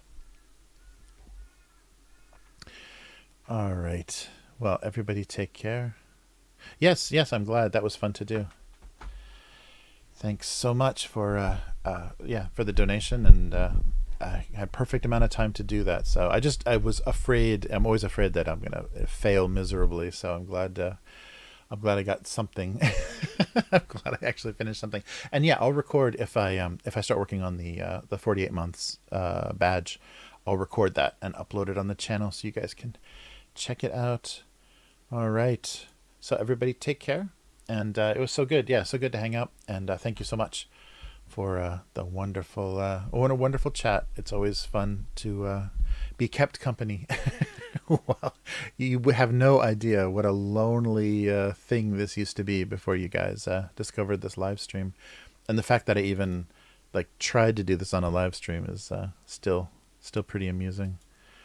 Yeah, it was a rocky start. So don't go too far back into the archive because it's pretty brutal how incompetent I was at putting video on the internet.